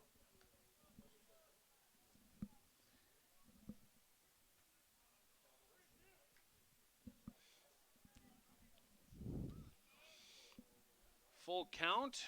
Runners on first and second will both be taking off here. Good Ripped hit. through the hole. That'll be an RBI. An RBI single, Rob Gurney. First run for the Beavers since the 2 runs in the first inning. 13-3. And you heard the cheers from the Beavers dugout, obviously, after a rough back half of this ball game. Something to cheer about. Well, it's good to see the guys with spirits elevated. We see these guys in less than 24 hours. Yeah. Like 18-ish? Yeah, something like that. So already getting close to 10:30 p.m. here at Tom Lang Park. Ground ball up the middle. That's fielded and flipped to second to retire the side. Hugh Montgomery grounds into the fielder's choice and retires Gurney at second, 6-4 for the third out. 1 run on 1 hit for the Beavers. 2 left. Well, and that'll be it. That'll be a mercy rule. 10 up after 8 this year in the WCBL. Yeah. So, I figured with them heading out to the ball diamond, that means this ball game is over. So 13-3 will be the final. And the winning pitcher, let's see, Bailey didn't do it. It would be Corte. Corte will be the winner. And the losing pitcher will be Logan Lynch. No save, obviously, tonight. And then that more or less leaves us for the Beaver player, the Boston Pizza Beaver player of the game. And for that Beaver, Boston Pizza Beaver player of the game, I think you got to go with Josh Pritchard. Josh came in, pitched to 5 batters, struck out 4. Hard not to give it to him. Yeah, really good showing there, kind of in that 4th, 5th inning. You see a lot of pink on your scorecard, and when Pritchard came in, a lot of yellows, and the yellows mean strikeouts. So he had 4 Ks on 5 batters, a good showing. Another good showing as well, Braden Maincourt, good for him. Obviously, a couple of walks and a pitching appearance. Nice to see him. But Pritchard, yeah, good chucker. So yeah, we'll leave it at that. That's Josh Pritchard as your Boston Pizza player of the game, and Boston Pizza supplies a gift certificate to the recipient of the player of the game for the Beavers. So 13-3 is the final. And they're going to do it again tomorrow night in Carnduff in the tomorrow afternoon at 4:30 in Carnduff in the Rural Roots Classic. So the Beavers will look to extract a little bit of revenge on the Berries tomorrow, and a couple of more chances to do that on Saturday and Sunday. So that'll do it from Tom Lang Park. And on behalf of me, John Preddy, my sidekick, Dylan Fiesel, our spotter and camera operator, and she does more work than us guys. Yeah, we just undoubtedly talk. We just talk. Yeah. She's the real heartbeat of the production here. So and to the producers back at FloCollege Central, we'd like to wish you a real nice evening and a safe drive home if necessary. Thank you and good night.